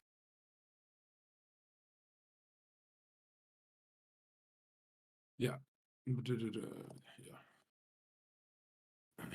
Yeah, and it's not so much as like I know everyone can do a 2-second thought of driving the nice car, but if it's 2 seconds, you're not really watering it correct. Now, you shouldn't ever. The biggest mistake is to worry in a state, because broke people worry. People who don't get what they want worry. This is why the Bible, one of the most repeated phrases in the Bible is "Do not be afraid." And if this is why everything I teach is about confidence building and never being afraid, doing everything. This is why I even promote. I don't want you to be destructive, but I'd rather be destructive and active than frozen and passive. You know what I mean? I need to be moving somewhere with my confidence every day of my life. And you're going to notice that, oh, wow, a lot of the winners you watch on YouTube and these football coaches that give the motivational speeches, they understand a lot of this stuff intuitively, right? Some of the biggest winners in the world understand this, even though they compromise with their family lives and the John Joneses and all that, right? But they understand how the mind works. They tell you, everyone agrees how the mind works, but no one on earth will apply it until I break down an esoteric lecture and you guys go, oh, wait a minute, this is from thousands of years ago. This is not just Kobe saying it, rest in peace to Kobe. And I think that's what my job is. My job is to tie up all these loose ends to say, hey, there's only one thing throughout history that's being repeated on the mind. And your therapist, you know, I have nothing against therapists, but they really should bring an I am presence, a state of being into your life that's better than where you're currently at. And it'll always get better, right? Like, for example, when you talk to a therapist, a lot of them, they go back, and a lot of good therapists go back into you. So you go, oh, everyone's so selfish. And the therapist goes, why? Why is that? Why? But they're really leading you on with a question about why you're so selfish. Like Jung was a great example of this, that if you find the world to be one way, it's usually because it's an inner feeling, right? If you find the world to be very selfish, you are being very selfish in the world. And the more you write this down and say, okay, Zerka's talking about the world of reflections.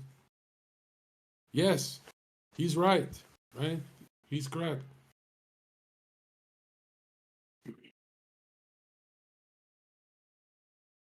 The beautiful thing about religion is they all are fragments of the truth, right? Even though the Christ force is the highest truth, but they're all teaching the same thing. When you read a lot of scripture from other cultures, they got a lot of this stuff correct, and it's your job to see the overlap, right? And now you're kind of going to start understanding why so many Christians don't get their prayers answered. Is their prayers are external, even though the Bible says you have to literally believe you've already received it for it to come to you, right? Feeling is the secret.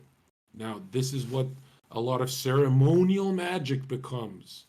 That, hey, if you want to be king on earth, you dress like a king, you hold a scepter, you stay in the state of a king long enough till the whole town square likes your revolutionary ideas and you overthrow another king. This is why the greatest people on earth, they didn't study this stuff. They either intuitively knew it from past life memories. That's what they talk about. Or they did study it, right? And it's a beautiful thing. It's a beautiful thing that Jesus taught how to go about in the world, even though it comes with one of the hardest things ever is letting go of your suffering, which I guarantee you, you guys aren't going to get this down until you're like my age because you want that suffering more. And I'm not the guy to like gloat because I was you and I love to suffer in my past. Hex knows I used to love sulking in my bands. And it was the worst I ever did financially. Yeah.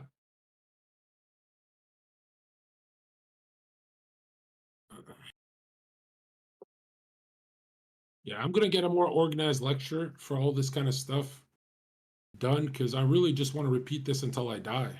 I don't think I have another service to humanity besides this. I think building confidence from within is probably the greatest thing that I can give to the world because those are the best pictures I had on earth the pictures when I did have that confidence and the pictures when I don't, and I compare the difference and I go, there's a lot of wasted years in my life, even though I already knew this stuff. But I kept only doing it when I felt like I deserved it, which is a big no-no. I think the discipline here is that you do it no matter what. That you're in the state of a winner no matter what. And if you really are having trouble grasping this, let's start with health.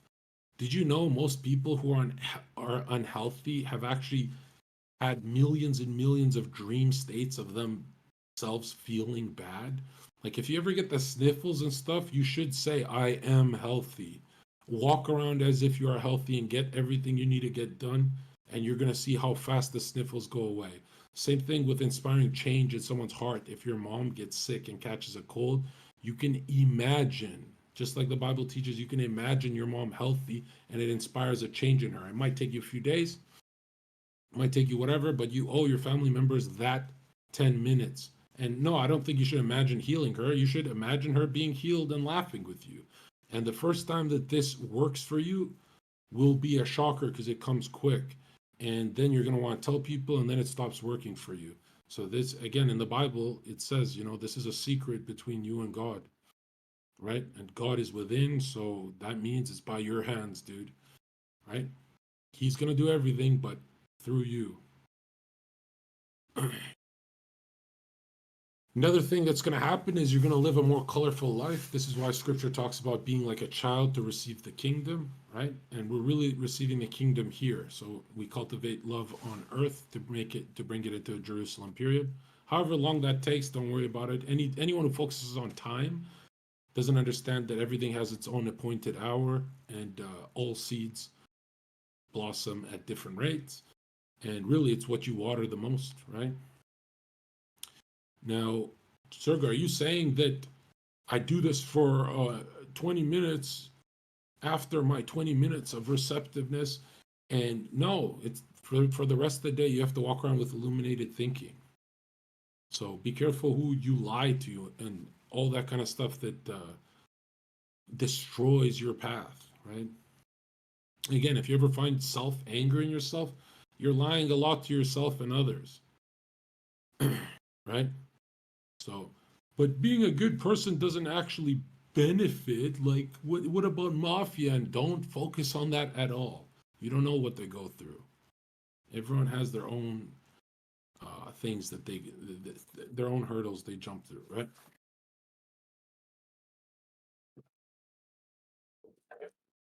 Yeah, I just pray for health and wealth, right? And by wealth, I don't mean money. I just mean like a lifestyle that gets funded easily. So let's say my my imaginations throughout the day when I go get a coffee and stuff, it's travel, it's living the good life.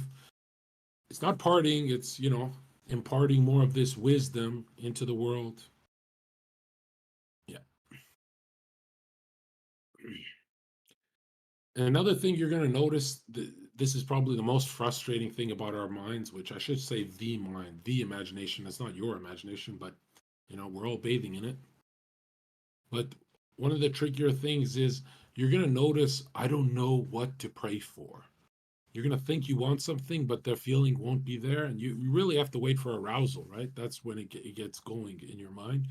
But you're going to notice that, oh man, Zerka, I don't know what I want. And I'm telling you, that's why you should be focusing on the state you want to live in over the lifestyle you want to live. The lifestyle will come after you feel the state every single time.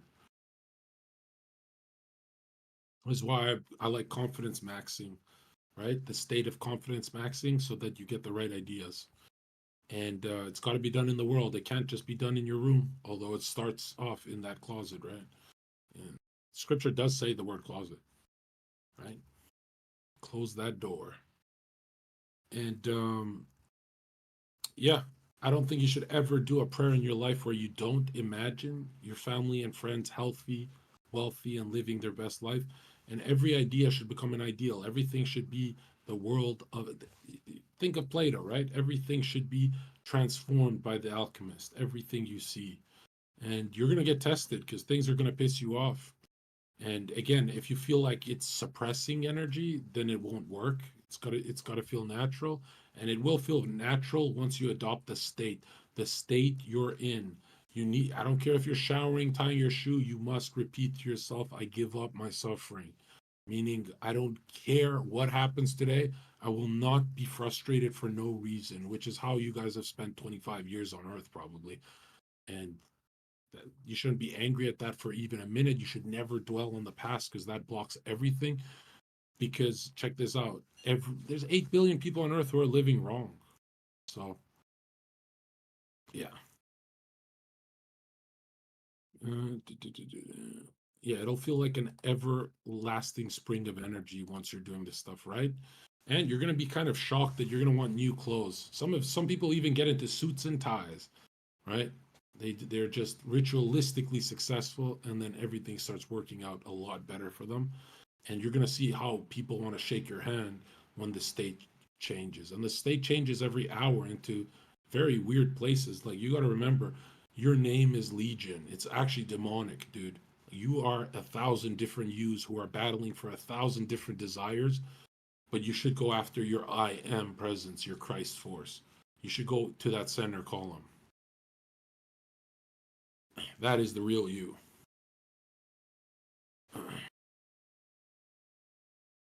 When I'm in that state, all of a sudden I go in public and people start randomly talking to me. Yeah, for me it was even stranger. The other day, I've been doing this for a long time, so I'm not worried about the world doing that. I get how the world works. But it was an old lady crossing the street that I'm like, bro, never in my life has this happened. I've never in my life seen an old lady cross the street at less than 1 mile per 1,000 hours. I couldn't believe how it was like a meme how slow she was walking. I think she was taking like a toe, a toe distance every step, and she had a cane and stuff, just like in the cartoons. And I'm like, shocked that I stared at her on the street and didn't help her. I was just staring for 5 minutes. And the car stopped, and everyone's like, everyone's acting correct, and it's not like a bad thing. And I was shocked that me, with all my experience, didn't go help her. And then I just sprint in the road, and I walked just as slow as she did. It took us 10 minutes to walk like 5 steps. Way worse than the cart, way slower than SpongeBob cartoons, right? And I'm like, oh my God, man, even I can slip that hard. Like, I should intuitively snap into being a good person. I shouldn't just be staring at this old woman, right? Yeah. And you're going to see that it's not your mind is the only thing living and everyone's a zombie. I don't teach that at all. It's that you interact with the world and the world gets out of your way when you're acting right. You're going to notice the feelings you acquire being in the right state are going to feel way better than having millions of dollars. It's unreal, actually. Yeah. Do you read fiction, Zircon? No. I think the last novel I read was Lord of the Flies in high school. I know, I've only ever read books on the mind, and then when I got disgusted of those books, I went back. I always every year I would go back to Goddard, and it was like a bag for me, right? And then I started seeing tremendous overlap with Steiner, Goddard, Mackey, Manny P. Hall, all sorts of geniuses, and I'm like, whoa, there's some serious overlap that no human has ever connected. And the more I connect this stuff, the more I can eventually write my book and help a lot of people out that were in my position, and charge each of them $1, and that's like $30 million, bro. Was Byron your mentor? No, no, he was a friend. Reckful was a friend. Yeah, rest in peace, Reckful. He was awesome. Okay, what do we got here? How many hours has it been?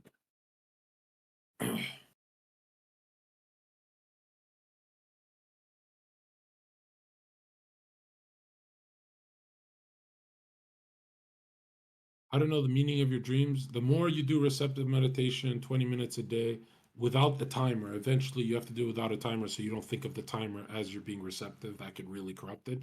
Although the first month I recommend a timer just so you get the discipline down. The more you do receptive meditation, the more you're going to dream, and the more the dreams are going to make sense to you. And if you're really into that stuff, you could always get a Jungian analyst to talk to about that stuff.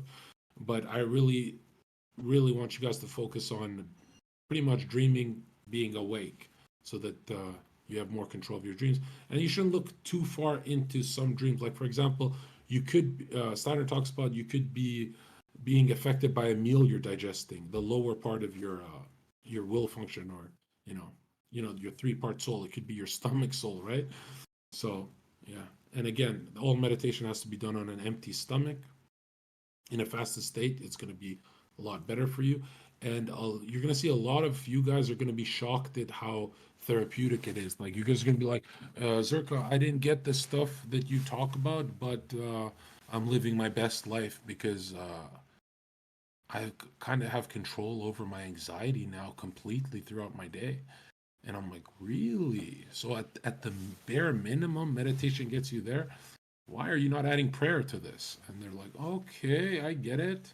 I'm like, yes, there is an active component now, right? Uh, yeah.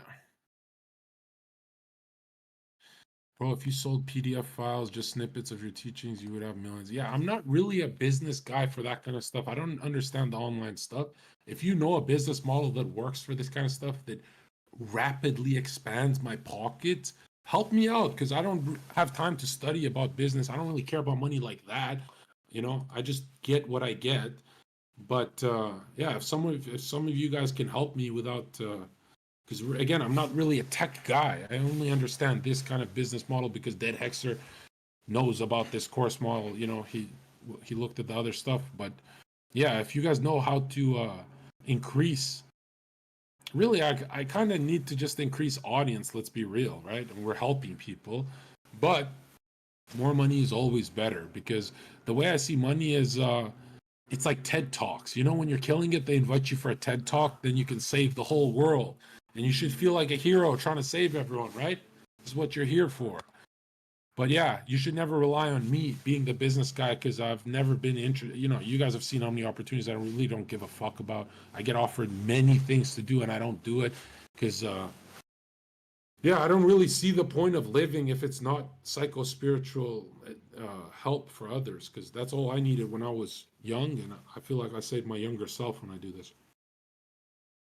And I'm not even doing it to just be a good person. I think everyone should be a good person. But it's also for the fact that, hey, man, I'm not really interested in other things. I think I've lived on Earth long enough to be sick of Netflix and all this other stuff. Um, yeah.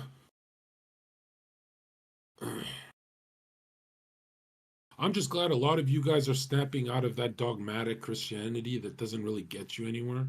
I've noticed that a lot of those night accounts on Twitter message me, and a lot of them hate me. They don't like mystical Christianity. They like whatever they do, and then they eventually say, "Hey, man, this really helped me." And I'm like, "Damn, bro! If you guys weren't so stubborn, like I've done the regular stuff, and I'm telling you, there's a reason why you meet a lot of religious people, and they're just like sneakos to you. It's not that it's not that it's not going that far. It's kind of just like a community thing. Yeah, I hate to say it. I don't like to say it to start wars, so I'll say it because you guys are the cult. Mr. Toxic, I've never hated anything more than modern Christianity because it did not feel like the Bible was real until I started understanding. Oh, wait a minute! I've done Christianity before the right way. I'm gonna do it the correct way, which is more of a yoga. It's more of meditative.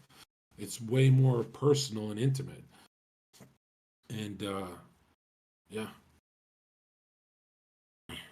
if you ever wonder why regular Christianity fails so many people, it's because every human on earth has a different version of it, right? That's why Nick is always beefing with 10 other Catholics online. You think the Catholics would get along, right? But every human interprets it differently. You pick and choose. It's very sad actually. Like in the past we had a group consciousness, we didn't have an I am presence. So we'd go to war with swords just because we all felt it at the same time, right? And now we're more kind of like singular thinking, linear thinkers. And that developed us in our own way, but that just means that there's if there's let's say there's 3 billion Christians on Earth, right? I always forget the number, but is it 1.8 or is 2.6? Um, yeah, let's say there's 2 billion Christians on Earth. That means 2 billion different versions of Christianity. There's 2 billion Muslims on Earth, 2 billion different Muslims on Earth, right? That's how personal the mind becomes, right? That's why they're all beefing the Shias, the Sunnis, the everyone, and it always fragments, right? Because it's got to be an inner thing, and then when it's an inner thing, everyone's on the same page because you can't really tell anyone. They got to go experience it. And a lot of people have experienced it with psychedelics, which is so sad. I really think that that's sad that like those because they're spirits, right? I'm not saying they're bad or good. I'm just saying it's very aggressive way to penetrate the mysteries of nature. I think it's very. I mean, I went through all the drug experience. I went through all the spiritual drug experiences you could go through. You know, they always start off good too, like an MDMA for unlocking heart chakra. Everyone who's felt that is like mind blown at the subtle energy body and what it can do. But the people who take it down one pedal at a time and just become good people, they have the longest lasting, no burnout effects from it. The natural way. The natural way is always going to be the most mystical too, because it's like I'll tell you guys this: you guys will be doing this till you're 65 years old, right? Meditation and prayer, which it's so sad that people teach meditation without prayer, and it's so sad that people teach prayer without meditation, when really it's a sport, right? Starting your brain in the morning is a sport. And for some of us, it's like a dirt bike. You got to kickstart, right? For others, it takes more time, but you should really understand your machine, right? You are a machine. And the more autonomous and automatic you behave, the more in trouble and disastrous your life becomes, right?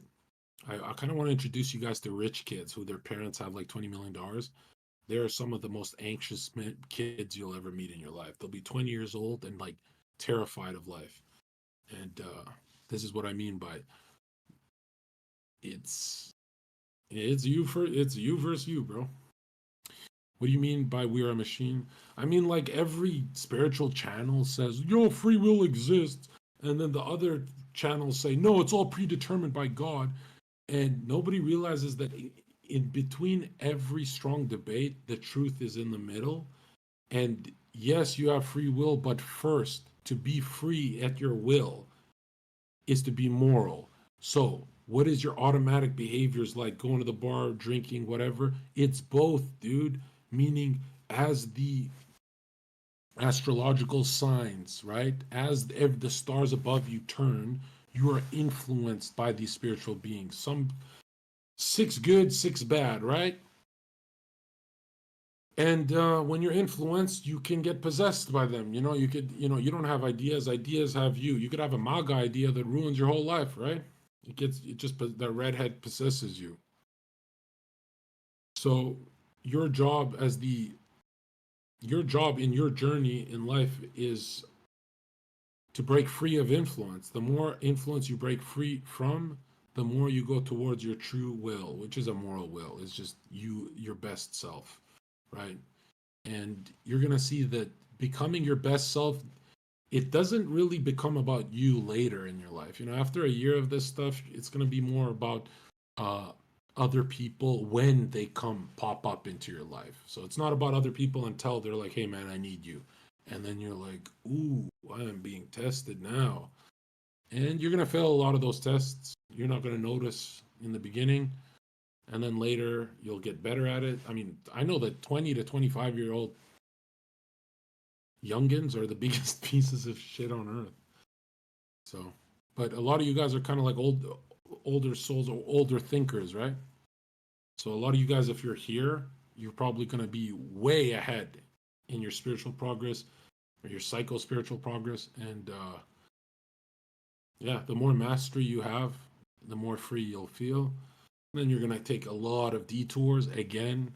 But the most fun detours in life are spiritual detours where something's coming and you're prepared for it, and you know that everyone else on earth went through it and they were not prepared for it. And it doesn't mean you'll do better going through it. It doesn't mean it'll hurt less.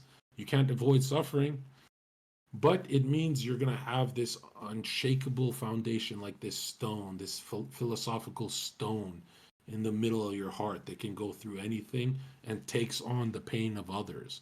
And you're going to find that the world is kind of unfair in a way where a lot of people don't have to learn their lessons. They could be saved by other people. And you could be the one saving those people. They'll go through some things, but they don't have to go through all of it, because there's always been forerunners who go ahead and make it easier for everyone. And you should really see your family and friends as that. It doesn't mean you save them with money, right? Humans don't even want money. Have you ever seen a human that's in pain? They just need you. So yeah. Do you think it's possible to master multiple things in life, or are you stuck with one? Yeah, I think it's possible. We've seen a lot of people do that. I don't think I'm one of those people. But I do know that locking in on one thing only can be harmful. So that's why I always say one foot on spirit, or let's say mind, psyche for a more scientific angle, right? Even though it's different, minds and spirit are different, but we connect with the Mercurius thinking, right? And so one foot on earth, meaning you got to do your duties and you got to be a little above in your thinking. Does birth date matter, Zerka? No, it doesn't. I mean, it matters for some things. Like, I don't think half my students being February birthdays or in my constellation circuit, I don't think that's like a coincidence at all. I don't think I would want this advice from someone who's not born in the circuit of Pisces. I don't think I would ever even listen. Like, there's only two things that someone born in that circuit can be good for, and it's either being caring to others, which is not really me. Believe it or not, it's not. I have a lot of lessons to learn. I'm trying to fix myself, right? But you, someone in that star circuit will either be very good with the esoteric, it'll just be natural to them, or they'll be a very caring person like my twin brother. So it could be one or the other. But yeah, I would never go to, I would not go to a spiritual teacher unless he had insane levels of knowledge. But honestly, like deep in my heart, I would want him to be born in the Pisces circuit. I think, throughout history, like look at Steiner, he's like February 20th, right? That guy really teaches. He's like a teacher. I don't find myself being a teacher. A lot of people are like, dude, you're my teacher. A teacher is good at teaching, and I don't think I'm good at teaching. I think I give you guys some heavy hitting truth, and you guys go, oh, this is good. But I don't think I'm explaining it perfect. Like, I don't write it down. I don't practice. I just go off the heart, which is not a good thing. Oh, I speak from the heart. It's a good thing. It would be better if I practiced. But there's too much to learn, right? So that's why I feel like over the next 10 years, you guys are going to keep hearing me say this stuff from different angles. Not like Steiner saying it from 12 different sense angles. But, by the time I'm 45, I'll have the strongest, simplest package to build confidence and spirit in the youngin that's going through it. And I am a millionaire. Do you know if you could use lucid dreaming for benefit or listen, the stuff I know about lucid dreaming, it's kind of like no dream question is going to be answered unless you've done a year of meditation, man. Okay? Once you start, oh man, when you enter your first active daydream in a meditation session, you are going to be blown away. And it's not going to last that long, but you are going to be blown away when you're dreaming in daylight. You're going to be like, whoa. And it's always got truth for you that you'll remember. Whereas sleeping, it's the last 5 minutes right before you wake up. That's the most important thing that you should focus on. And that the only thing that you can actually remember.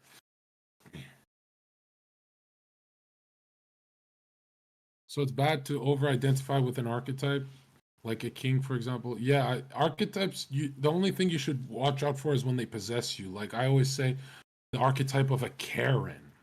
Why do we all call her Karen? It's because, she's a psychic phenomena. She's a spiritual archetype.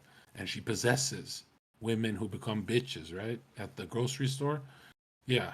You want to watch out what archetypes, like for example, for me, you can see polar opposite archetypes in some of the most interesting people, and even in yourself.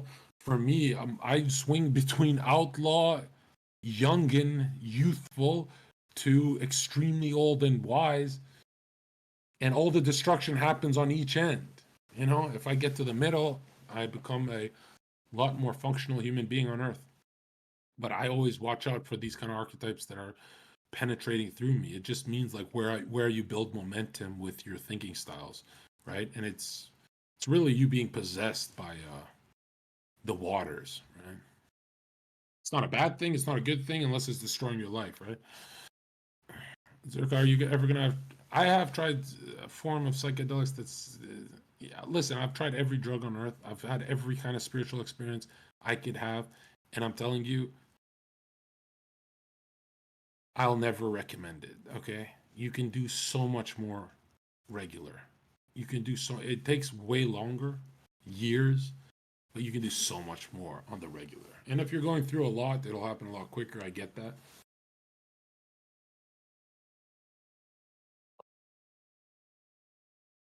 And I'm not like just giving you guys cookie cutter good, hey, just do this and everything's gonna be okay. I'm if there's a question about destroying your life, who am I to take away your free will and say you cannot do that? I'll always tell you what I think. And I'm telling you from my heart, drugs are not the answer. Like, you know how I know? It's because they're always the answer for a short amount of time. That's how you know it's something very stupid. What is your nighttime routine? Yeah, nighttime I'll be in study, and then once a week I'll be doing something ratchet. Yeah, or attempting to. A lot of times I can't even get myself to do it anymore. Uh, Miami soon. Not soon. Like, give it a couple weeks. I gotta go pick up that PC in Miami for sure, though.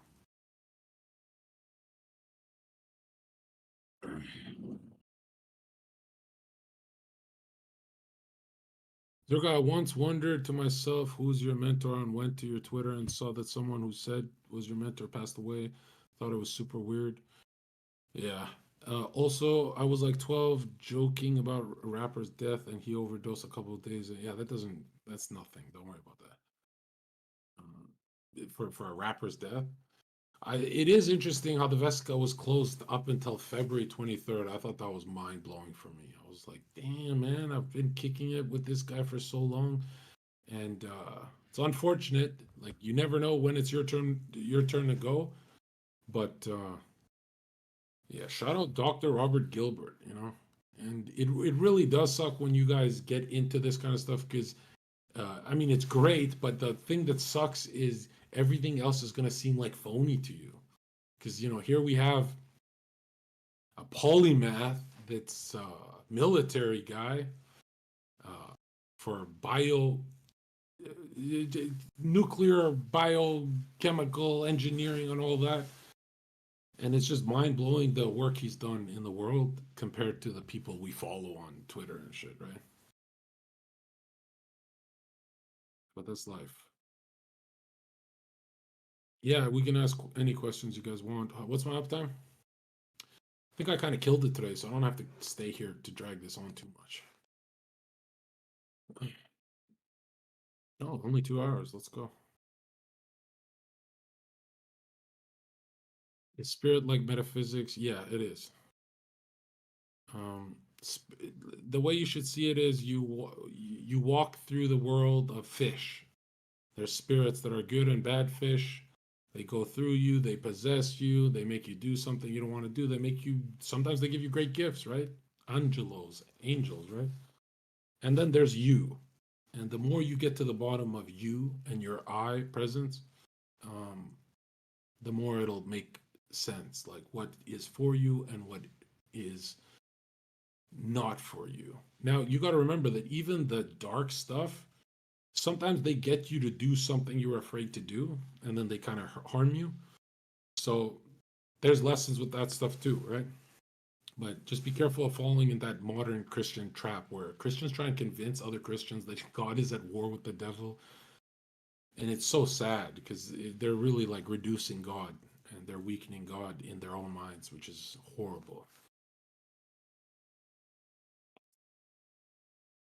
When it's really like, there's two forces that tug at you and you got to stay in the middle. I think, yeah, I think Dr. Robert Gilbert explains it better. Steiner explains it the best if you really want to go in.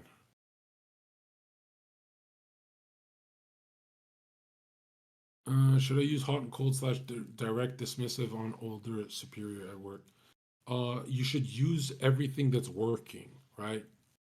Now, I'll tell you this: if they're older, 100% they're looking for security. So that hot and cold thing is not as effective. You kind of just have to show that you can bring a secure lifestyle to them. That's all they care about, right? Stability. So it's more of her running the show than you there. And I never recommend you date older women.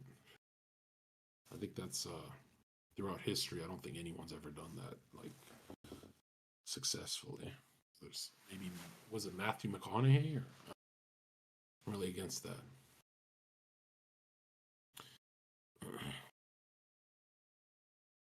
Started reading Memories by Jung. What is your take on the personality one and two? Is it just the thinking and feeling? No. What the heck are you talking about? That's a very, very complicated issue when we talk about psychological types.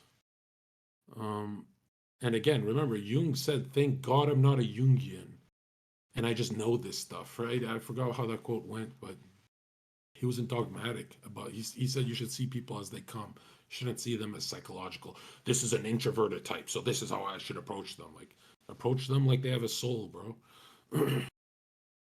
When are you gonna go with data queue longer? Yeah, I'll drop the data queue. Yeah, yeah. And it's all covering the all that X stuff because I know you guys want a more in depth on relationships than pickup. I think pickup we kind of like overcooked the chicken on just regular pickup. Now we should focus more on relationship stuff and things of that nature. Yeah, like wifey game. Yeah, we should get more into that stuff. Exactly. Or GF game, just girlfriend game. Really, it's just exposing female nature and then you deciding what you should do, right? It's like, why does this always light up her eyes? And it's so sad when people say, well, what about a good V card holding woman? And I've had videos with those, and they don't do that good. They don't do that many views. But there's a bunch of footage of that stuff if you want to see it, where I talk about it too.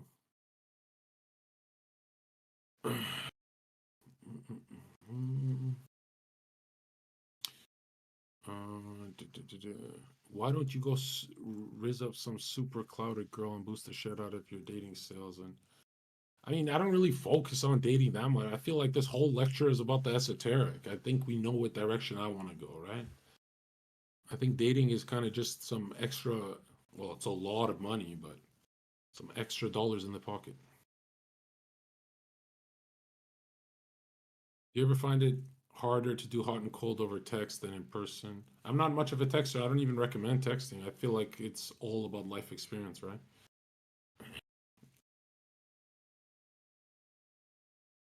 Does esoteric or dating get you more views? If you do dating right, it's not. It'll always be.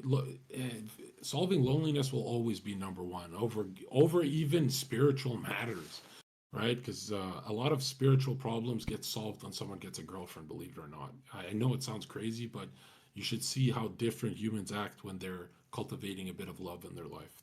They become a lot more normal. Yeah, I don't want to be like just a rock bottom channel that talks about spirituality. I should do both.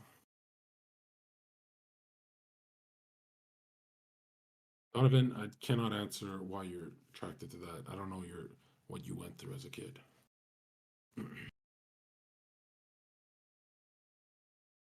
Spiritual IQ, that's actually got a nice ring to it. Should I name it that?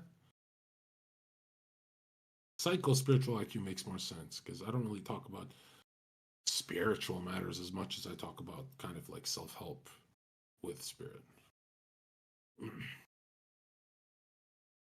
Initiated IQ, yeah. Initiation science IQ. That would be dark, dude. That's like taking away the experience of the initiate and telling them how what they're supposed to exactly go through.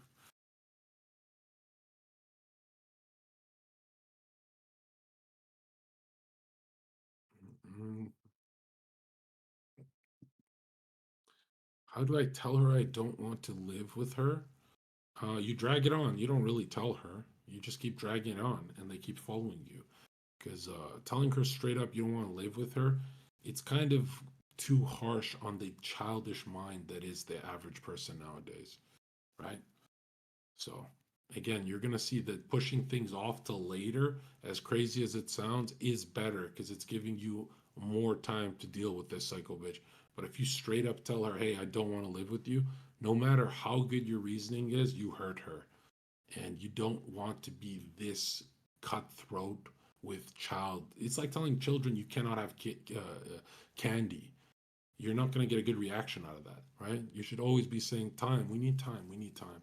That way you're in the attractive frame and you're not really lying at all, right? Now, if you never do it, and if you really don't want to do it, that's your own karmic knot that you got to untie. That has nothing to do with me. Esoteric view of stretching. That's a, as stupid of a question as some people might think that is. When you go through a spiritual event, visionary state, or anything like this in your life, maybe under high levels of stress or maybe even drugs, a lot of people have taken MDMA. You'll feel your spine kind of crack into a much more lubricant, straight kind of stretch. I don't know if you guys have ever noticed this, and this is when you're receiving the most, which it's not good on drugs. I mean, it's not good to be on drugs, but how your body moves, that your basic functions of health seriously benefit your psyche, your mind and soul, right?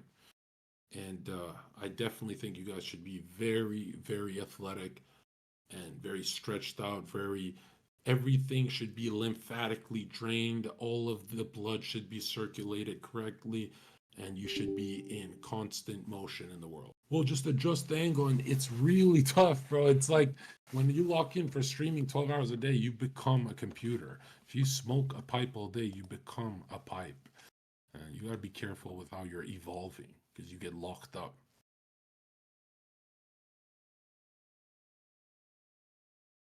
Yeah, activity is huge.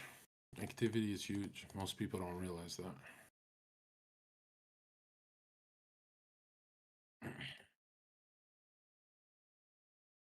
Circle is numerology solid. Numerology is like 10% of what you should look into in this world, right? But it is fun and it's a good marker of remembering things. And it's even a good marker of just getting your mind to be more kid like, right? When you start associating people with certain animals, like you don't write them off as that animal, but it's much better than just shaking someone's hand and forgetting who they are, forgetting their birthday, forgetting everything about them. I think these are good psychic techniques. And then sometimes they bring some truth in it, but there's a lot of time. Like there's that Conor McGregor example that just, I felt so bad for Gary when people asked Gary that question because it made him look retarded, right? It's like in the best year of Conor's life, he got a rape charge and lost 40% of his sales. So explain that. That was last year, right? Gary makes me not even look into numerology. But I like remembering what year. The only way I can remember what year happened is like a rooster year was 2017, a big Trump year, right? It's a good way for me to go, oh yeah, that was an aggressive year. And again, a lot of things that have been held onto for thousands of years have truth in it. Like obviously it's materialized now and it's vague to us and it's blurry, but there's a reason for thousands of years they wrote down astrological alignments. Or if you go look at astrological alignments for when Hitler comes around, you'll be blown away.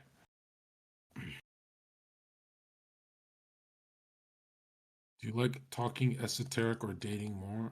I get burnt out from one and switch to the other. I think that's healthier for me. But as long as I'm always receiving messages like, bro, you really helped me out, this is the best for me, right? But again, if I could only do esoteric for the rest of my life, this is the only thing I would ever choose to do because um, it's there's nothing more to life than experiencing how the mind works in your own world. And the more you experience, the more you take notes, the more you go, oh, finally, I'm breaking free. I feel like I've been asleep my whole life, and now someone's shaking me awake for a few seconds, and then now I'm doing a few minutes awake. Now I'm doing an hour. Now I'm doing 2 hours.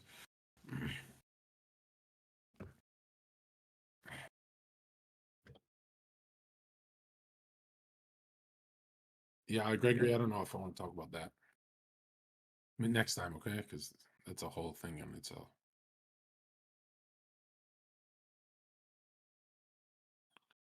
Are we allowed to post Zerka vids on Instagram? I mean, you guys could do whatever you want, but just run it through Dead Hex because I don't really don't I don't run this place. You know, Hex does that shit. I don't really care about any of that shit right now, at least. Maybe in the future. Yeah, should we call the call here? I think I'll do another call tomorrow. Best casual activity for the first time meeting someone with a girl. Best casual activity. Oh, like first date. Genuinely, I've always repeated one answer, and it's being at the bar with a bunch of your friends and a bunch of her friends. If you can get that scenario, half your work is done for you. And a lot of people think, oh, well, the first time should be intimate. You can break off from the friend group once everyone's having fun. Because again, I teach speed. You know, I want to get this done fast, and I want them at a zero state, a calm state, that before we break off and get alone. Yeah, no anxiety, exactly. No interview energy, not even once.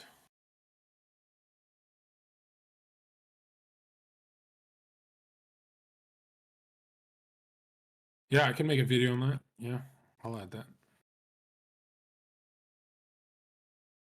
Save that. Yeah, no, now that the sun's back out, there's going to be a lot. You guys are going to be hearing from me a lot. Like, we're dropping new data IQ, all this shit. And again, a lot of you guys who are worried, like, oh, I don't want to look at the dating stuff.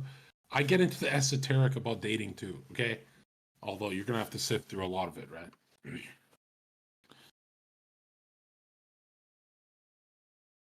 Yeah, it's like attraction, male female attraction. Exactly. Also, another thing, you know, I don't want to like pump you guys up too much because I don't have a due date, but you guys are going to be getting all of what we talked about today in seriously high level packaged forms. First, it's always going to come through Twitter. Then we're going to repeat it on these calls so everyone understands in detail what I tweeted about. So we're all on the same page. And then eventually, we're evolving it into high level formatted content for the world, um, and edit it so we take out some of the gunk or some of the stutters and stuff like that. We'll have a perfect package, and yeah, we're gonna become a TED Talks channel because it's really it benefits me the most. It's the greatest thing for me, for my soul, and it's the best way to get rich, in my opinion. Unless I'm off my square. If I'm ever off my square getting this kind of money for this kind of stuff, I could go. I mean, you're gonna see some horrible shit in my life. Well, you can never predict, but thank you, Thick.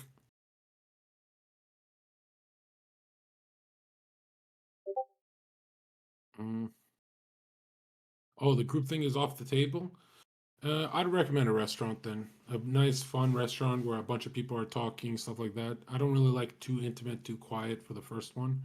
Right? First one's got to feel like a breeze. Then the second one can get more quiet. That's just me. But again, this is personal, right? And I only give advice of what I would do because I like to think that people who follow me laugh at what I laugh at. They enjoy what I enjoy. They like environments that I like. That's why, you know, there's studies of this that, you know, people who watch XUC are like XUC. People who watch Zircon are kind of like Zircon in some weird way. So like Moxie's, exactly. Moxie's is great. Is Moxie's worldwide? I thought it was just here. Yeah, new chapter of Date IQ is pretty much gonna be the girlfriend stuff, really. And I'm also gonna be in the future in a few weeks leaking a bunch of other stuff, past relationships, stuff I haven't talked about before. And I got their permission too from some of the girls, so this is good. It's like a good leak. And it's not, I should never sell it as how to keep a girl long term, right? I get that that gets clicks, but I'm going to sell it as why is this triggering her nature? Why is she laughing here? Why is she mad here? Why is she fake mad here? Why is she challenging me here? These are the questions that I ask when I cover this stuff. Do you have a chapter on discipline? You know, I'm building the chapters as I go. This is eventually all going to turn into a book, slowly leaking it on Twitter. But yeah, that should eventually come because discipline is, discipline's tricky because a picture consciousness can float up from your unconscious and activate you into some destructive behavior, right? This is why I think psychospiritual health should be number one. And if you guys saw how my last year and up until now has been going, or this new year, you guys would be like, oh man, this looks like a fun way to live. And it really is because, I mean, read Jung, read anyone who talks about this stuff. Your spiritual practice is going to be the most intimate thing about you. You're not even going to tell other people eventually. I kind of have that kind of like cheapens it for me, but I have to do this part. But it's going to be the most intimate part of your day. And it's going to reoccur even when you're having beers with friends. You're going to be like, wow, I started the day off right. And obviously, the first 6 months is going to be different from after a year. And after a year, you're going to be a very different person. Some of you might even become more boring. You might be more into the mature stuff. I don't think that's good, but it happened to me. Yeah. You guys always mention Casey Zander. Who is this?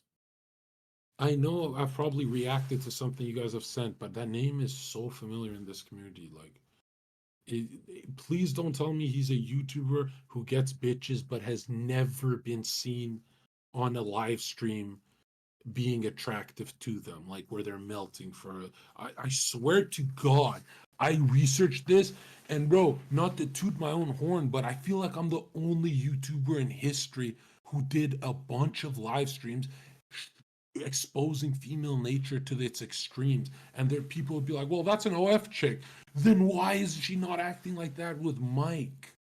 Or these guys that they get views off of, or Jack Doherty's, or like, what the fuck are you talking about? We're talking about the nature of the woman, right?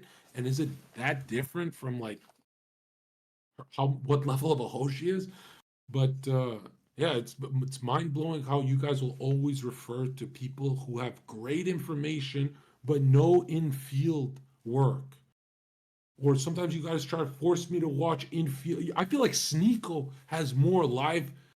Exactly, Sneeko has more live footage of him picking up live, not edited, live. Because bro, edited, I'll tell you this: a lot of edited footage is, hey, can I get your Instagram?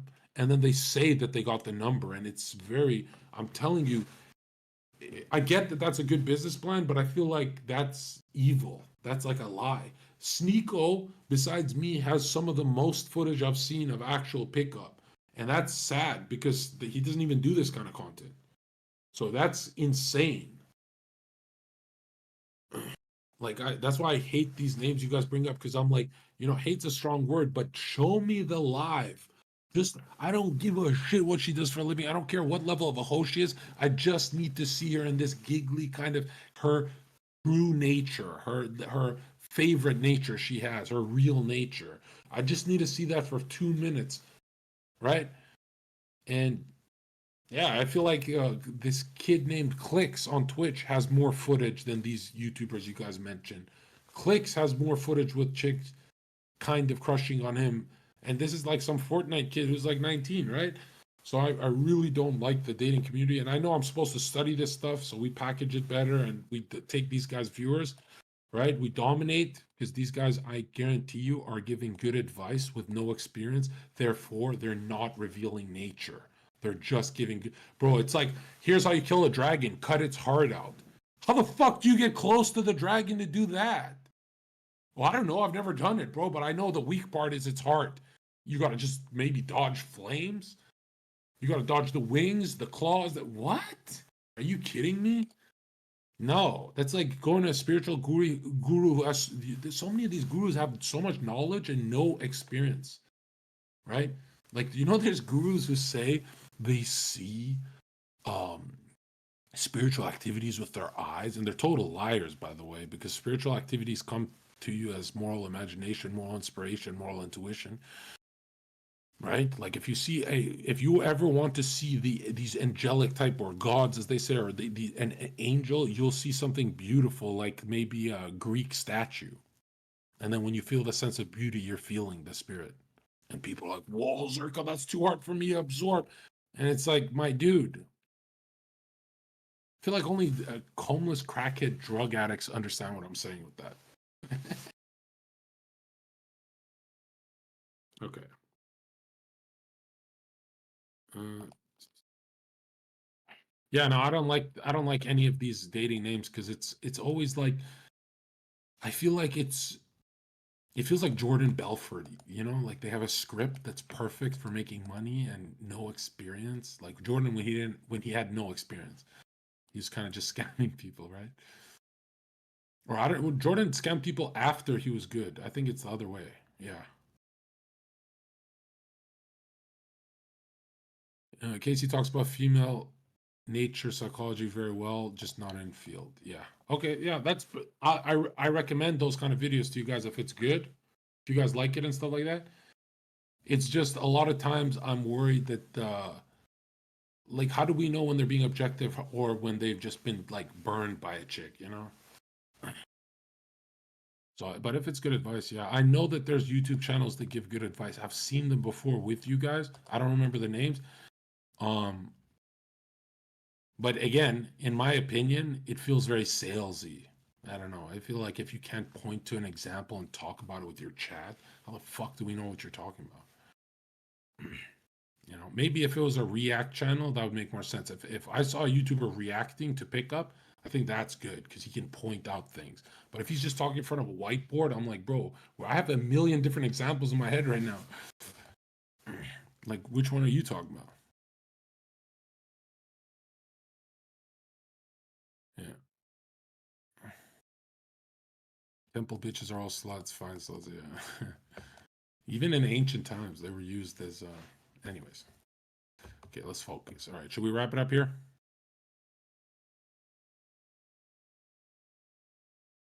When are you going back to USA? I gotta enjoy a bit of time in my city because I'm waiting on my car, and I don't want to just be in the US right away. Like I want to enjoy my car a bit.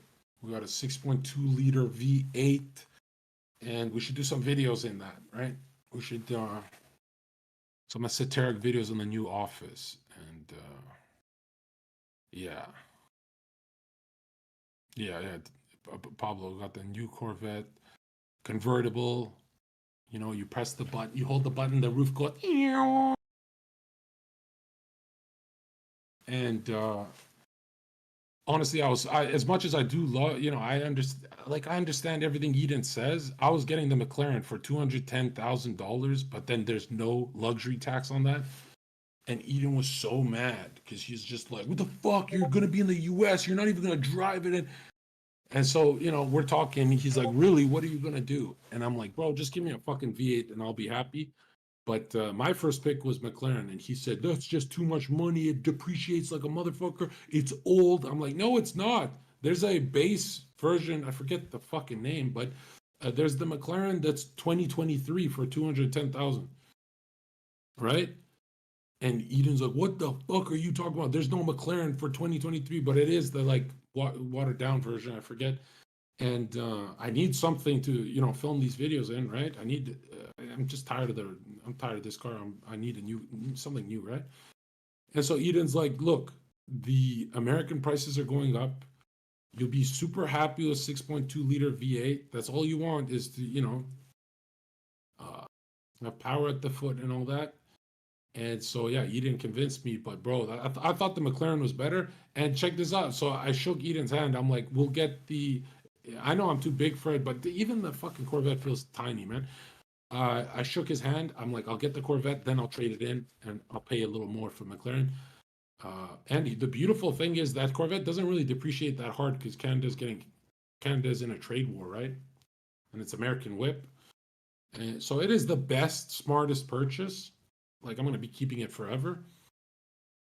But I thought the McLaren's so cool because it's just it's a McLaren, right? Like what the fuck, you know what I mean? And Yeah, Eden doesn't like that. He's like, no, you're getting more Bitcoin. You're gonna put more here, and I'm like, all right, do whatever you need to do. I like the Corvette mid-engine. It's a whole different team of engineers on this thing. It's yeah, it's a beauty. It looks great, and you don't have to worry about drinking a coffee in it. You can just drive it however the fuck you want. You know, you don't get owned by it. Like, you know, you pay $200,000, you might get owned by the car where you can't even have a cigarette in it. And the roof don't fucking go down on the McLaren, so that was bad.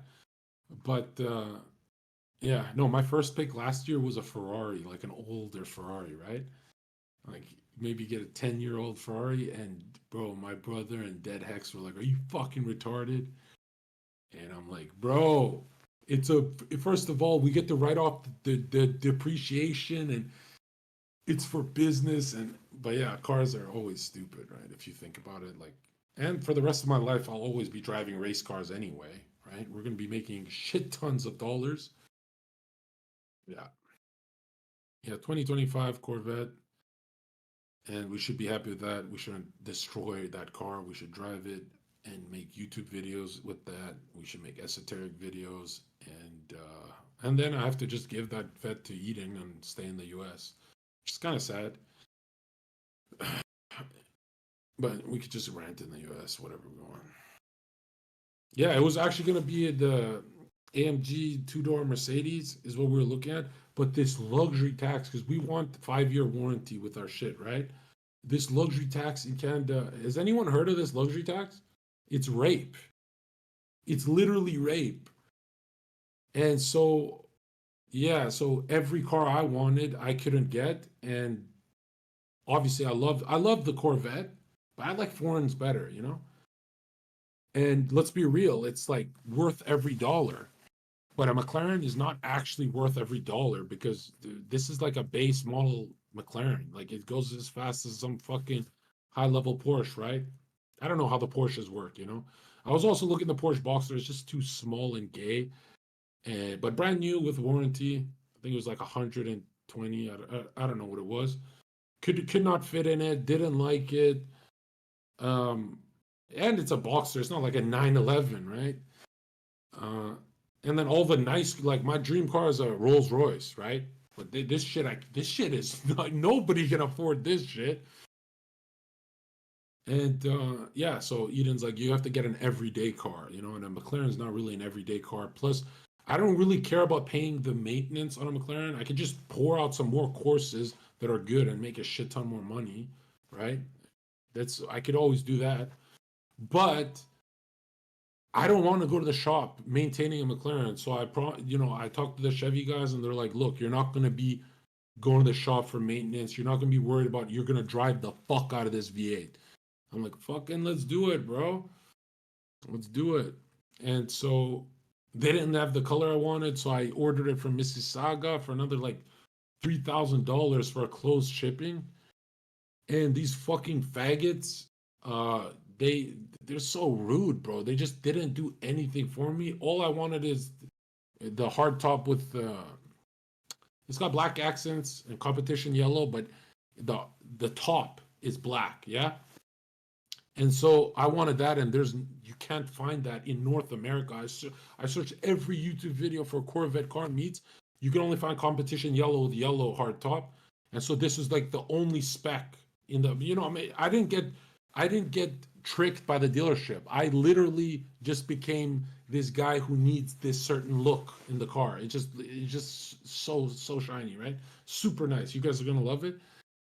And so I order it from Mississauga and pay the extra, and now I have to wait 10 fucking business days for the car, meet at the place, insure it at the place, and then I get to drive it for a few weeks before going to the US, which kind of sucks.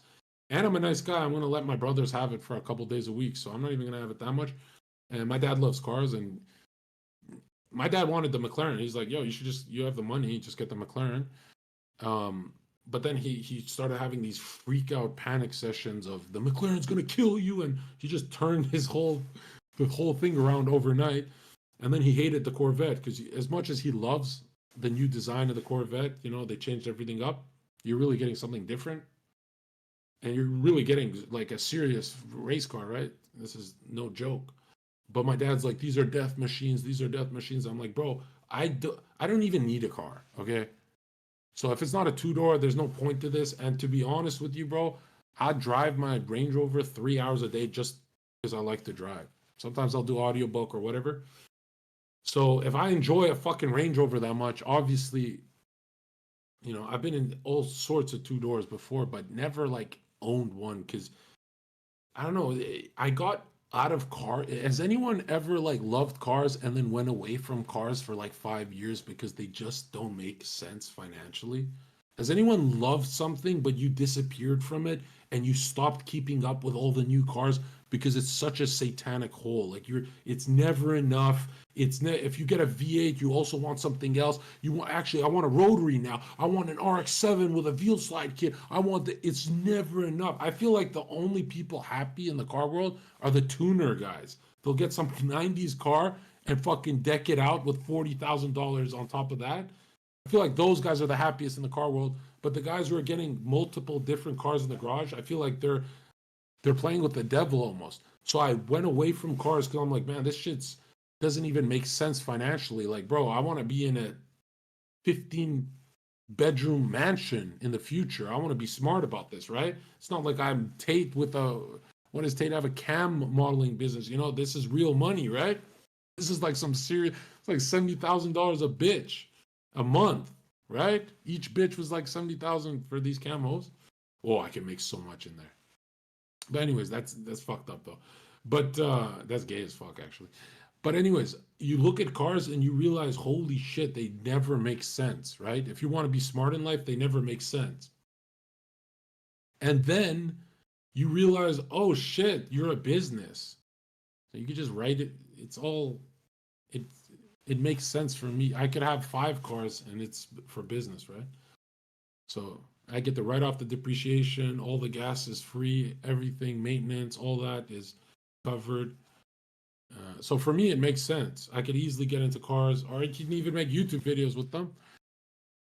But again, it's also such a like drain, you know? It's such a money drain because you're never happy, right? I think the only way you can be happy is if it goes fast and you can smoke a cigarette in it without stressing. So the Corvette makes sense to me. Because if I had a Ferrari, I wouldn't smoke a cigarette in it. I'd be like, come on, it's a fucking Ferrari interior. I don't want to do that to a foreign. And then I'd be worried about it and shit. McLaren maybe, bro. I didn't even know McLarens depreciate like a motherfucker. They're so cheap. Like, what? Go search up 2023 McLaren. You can find these things for so cheap. I was shocked. And their maintenance isn't that, but it's not like the other ones. But yeah, so got more into cars and stuff like that. And really, I have no overhead. I'm not Myron who pays like $100,000 for my studio or anything. I have no overhead, no employees. I don't even look to expand the business. I don't really care about money like that. So all my money goes to my pocket. So I have a shit ton of money and I have no cost. Like the only thing I ever have to pay for in my life is food. So yeah, I can just do whatever I want with this stuff. But obviously we want to be smart and expand, right? So I'll just let Eden guide me for that stuff because I like to throw money in fire like that. Like I'm not smart about that stuff at all. But yeah, I really can't see myself in anything else. I think it'll be Corvette. Next will be McLaren in 6 months. I don't care how much money I lose doing this. That's how you should live life, right? Like, who gives a fuck about? Bro, if we're just gonna focus on investments until we're an old man, that's a gay way to live, bro. It's a smart way to live, but also like, come on, like have a bit of fun right now, right? I still love my ex. It's been 9 months since the breakup. No contact for 3 months. Blocked on everything except iMessage. Am I cooked? Yes, you're cooked because check this out, dude.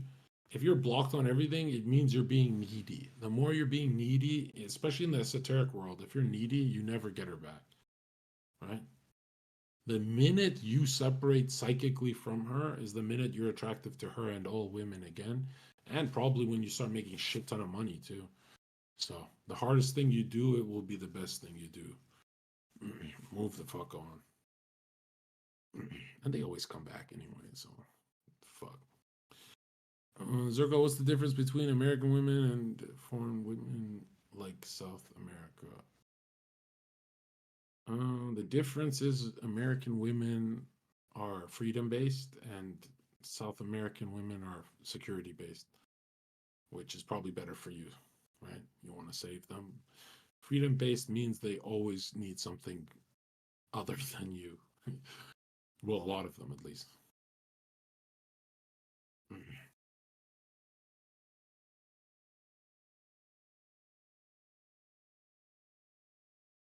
No, I've never read Influence or The Art of Seduction, although it was on my list a few years ago. I remember looking, I think it was a year ago. It was like an orange titled book called Influence, right? I know I wanted to read it, but I don't do mainstream really. I've never benefited from that, dude. I've got a shit ton of fucking money in my bank account and all the time in the world to do whatever the fuck I want. And I feel like that all of that came from the esoteric. Nothing came from anything mainstream. So I never go to mainstream sources. You know, I read my Bible the right way. Think and Grow Rich. What is that even about? Everyone read that. Think and Grow Rich. Like, bruh. If you actually want serious money, it's always pimping hoes, bro. Like all my buddies, I forget his name in the McLaren. He drives the McLaren. What's his name? Uh, Kid in Miami, the jacked guy. Oh my god, bro. No, not jacked. Doherty did it from you. Oh no, he's a pimp too. What the fuck? Yeah, I've been offered so many of those pimping positions, bro. I feel like I make 10 billion off that. But my dad said it's faggot shit, and not that I was ever going that way. I just like made a joke about it, and everyone in my house thinks it's like everyone in my life, bro. It's just they laugh at that shit. But it worked for the Tates, bro. No, that's gay. Spence, yeah, Spence. He was in a McLaren pimping out OnlyFans chicks. I remember that because I looked at him. He's like, dude, you just popped off YouTube. I'm like, Spence, how the fuck are you driving that whip? I'm the one that's popping on YouTube. He's like, oh, I work with OnlyFans chicks. I'm like, oh, of course you do. But all those guys finance it. I'm pretty sure they don't like buy it outright. They finance all their cars, and which is kind of gay, right? I didn't even know a lot of YouTuber personalities finance everything, and then one day the towing truck comes and just takes away their car. I didn't know that like the fake it to like when I found out the only thing I liked about Fresh was that he made it in life. He has the Lambo, Aventador, and then Sneeko messages me and says, "Shut the fuck up." He was like the first time in his life mad at me for real. He's like, "Shut the fuck up, it's rented." Because I was like trolling Sneeko, I'm like W Fresh, and he got so angry. I'm like W Fresh in an Aventador, not fighting you, and he's like, "Zerka, shut the fuck up, it's rented." And he said it in a way where like don't tell anyone, and then he went on Twitter and just said you have rented whips. I was like, no, of course he didn't pay $650,000 for an Instagram post of an Aventador. Like, of course, you know how much an Aventador costs? And it was an old one. You know how old his event? How much is an old 5 years old Aventador right now on Google Auto Trader? Fucking mad! How much an event? That's the doors going up. That's not a piece of shit Huracan. Like I like Fuzi because he lives his best life sometimes, even though I know like my brother and everyone says this is not how you should live for life. Like Fuzi made 400 something $1,000 off the kick total for the 7 8 months, right? And he spent it all on a Lambo. And he said to his chat, I have zero in my bank account at 35 years old. Now, to me, that's smart, but my brother's like, if you ever do this fucking McLaren Fuzi shit, and I'm like, why do we have to build for a future when we're like, think about it. My dating and esoteric content will do so much more money in 10, 5, 10 years, 20. I can only get better. I'm in that kind of domain where you can only get better. It's more knowledgeable, more wise, more experience, more whatever. I'm not in like tennis playing sport where you play good tennis and then you peak out at 28 years old, right? Or whatever it is. So I can always do that Lambo thing, but my brother gets really angry at that shit. You know, he's like, no, get more property, do things correct. And I'm like, that's not what Fuzi does, bro. I think Fuzi is I like it because all Fuzi's mindset is let's just go make more money, and I love that mindset. I really love that mindset. But he also had Eden told me he had a mental breakdown because he got in debt last time, so he was locked up for months. I didn't know this until Eden told me. Fuzi was when he was locked up, it was all because he was broke in debt, losing his mind on drugs. And debt drives you to do crazy shit, right? I'm not saying he's sober now, but yeah, it was mind blowing when I'm like, whoa, every time Fuzi gets a check from Kick, he just spends it all at 35 years old. That's, in one sense, that's free, but in the other sense, if you're getting locked up and mentally deranged from being zero in your bank account, maybe you're not that free, bro. That is kind of manic. And then Fuzi also said he had to borrow like $40,000 from his brother at 35 years old just to get the Lamborghini. I was like, yikes, bro. I've never asked for a penny from like my family members. That's crazy talk. But it's because I'm not a fucking retard that'll blow all my money on a. How much is a Huracan? Like 250 US? It's not even that much. And it's the most uncomfortable, and you can't even put the top down. How the fuck? The saddest thing was when my buddy messaged me and we're like laughing. How the fuck you go zero with a Huracan? Like, bro, shouldn't you have at least 30K in your bank account for emergency? Like, why would anyone go to zero? Like, who actually plays the game that risky? But Fuzi types, manic types are there. I guess I would be like that with all my brothers, right? If I didn't listen to them.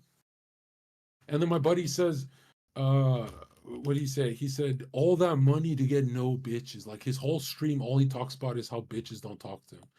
And I didn't watch all the streams, but I see some of the clips and I'm like, you telling me he's not getting bitches in a fucking Lamborghini Huracan? What world do we live in, bro? Like, what world do we? I thought it's for me getting a new pair of Air Maxes is. I feel like a cute girl in public will be like, "Hey, your shoes are very white," or you get something out of that, or I do at least. And then I'm like, Jesus Christ! Imagine no. Yeah, that's rough. Some people want the bitches. I want the Huracan though. I feel like Fuzi played it right though. As much as my brothers want to slap me in the face when I say this, and probably dead hex, because they're like, "What do you mean zero in an account? That's not normal." But he's working. He'll just make it back. And I know he's like, he's 35 and doing that, but technically he's mentally the age of like 15. So I like that he's burning out that desire, right? He's burning out that Lamborghini desire, and then he'll be smarter in the future. Because let's be honest, having a Lamborghini at 50 is just gay as fuck. Like that's got to be the gayest shit on earth, right?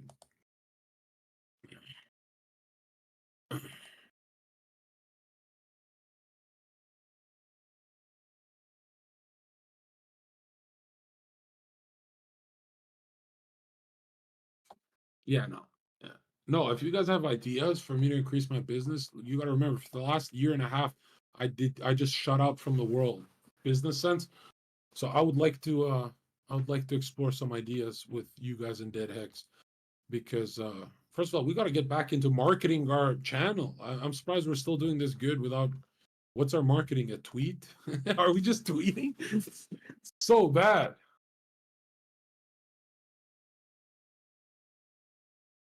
Yeah, I got so many people saying you should do a coin, and I'm like, no, that's against my code. And then they said something wild to me. They're like, the president Donald Trump launched a coin. Why the fuck not you? You make 300K in 2 hours. And I'm like, isn't that the dirtiest thing you can do? Is like that's your fan base. But then this is how they explain it. They say, well, John Trump didn't do anything illegal, right? He did it the right way. And I'm like, really? I don't know. I've got like 10, I got 10 different get rich quick schemes that I sometimes fantasize about that or about those, but I never pull the trigger because I love my life. Does that make sense to anyone? Like all I care for is more spiritual inspiration and the right foot in front of me because I've done the stupid shit in my life. I feel like there's not that much stupid shit I want to do. You don't want to block your blessings? Oh, if you knew what I knew, you wouldn't say that. But I don't want to block clarity. That's what I'm trying to say, right? Because I think would you guys trade your lives to be FouseyTube right now? I don't think a lot of you guys would do that. That's why I don't think the coin and the just blowing all your money on a Lambo is worth it. But I'm not gonna lie, one in the chat, if me dropping 1/6 of my bank account on a Ferrari right now, brand new Ferrari, one in the chat if you think it's still a good business because it's Zerka. Like Zerka, it makes sense for Zerka's business model. You know, I don't really think it makes that much sense for Fuzi's. I guess I don't know what he does in the Lambo. He just talks, but it's still cool. Like I like seeing a few clips of him in the Lambo. I feel like it's a cool office. You know, it's good marketing, right?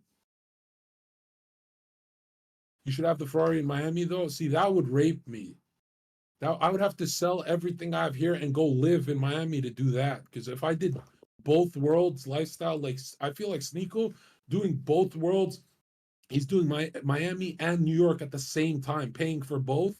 I could never do that because that just pisses me off. If you're not using half of your shit for half the year, like what?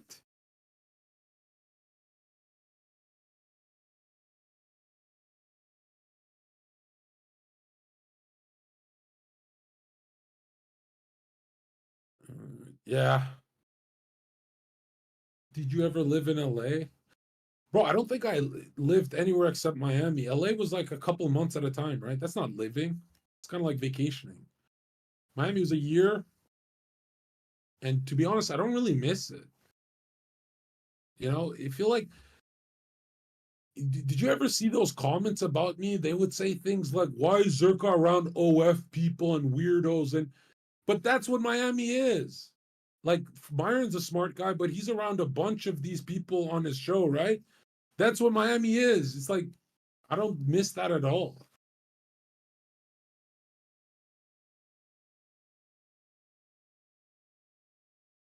I do. Here's one thing I missed that probably went over everyone's head.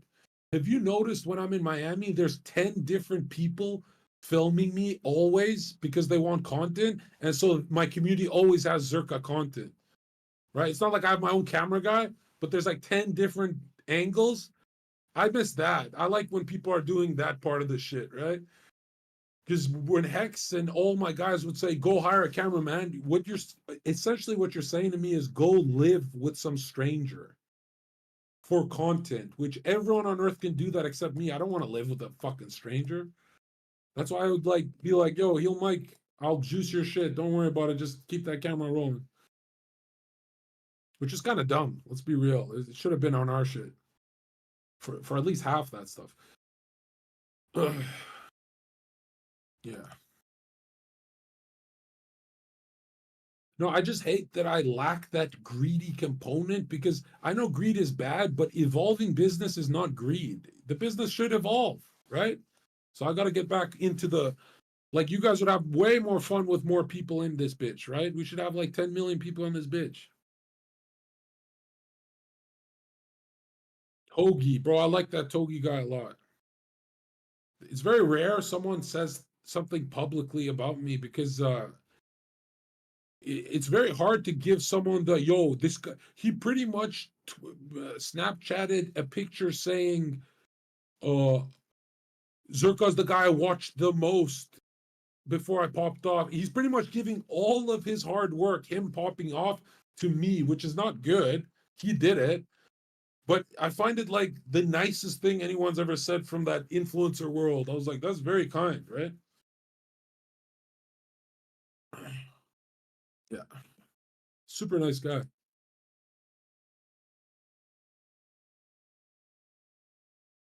Have you been dating lately or chilling? I'm like on and off with that stuff, you know. I'm a strange dude to where I can't even see myself being in a real relationship unless it's like a 10 car garage and unless the empire is built. Am I the only one who thinks like that? It's ruined my a bunch of my life thinking like that. Like I'll do that grown up stuff later, but it never like I never got snaked out of my dollars. Like I have people in my life that I really care about that they went through some stuff where the chick takes half, and just being there for them really got me turned off from me being the monster. Like, bro, imagine you're pulling 15,000 a week and she's pulling nothing and she takes half your shit. I don't like that at all, bro. Like that she could have a spiritual awakening and do. I know it's never happened to me like that, but I have a feeling that I wouldn't be the kind of guy that guards for that, like Myron and stuff. I would be in my own world. You know what I mean? So yeah, I'm really not built for relationships right now. But in the future, when I'm more into that stuff. Yeah, I like wrestling, exactly. Okay, should we call it here? Let's do another one tomorrow. The sun's out, now we can start doing this stuff a lot more without a fucking drippy nose and fucking sick and stuff. I don't get sick for the next 6 months. Like this is my season, man. Yeah, let's spark tomorrow. Let's lock that in. Let's actually do it. Let's not just say we're doing it. Let's do it tomorrow around the same time, okay?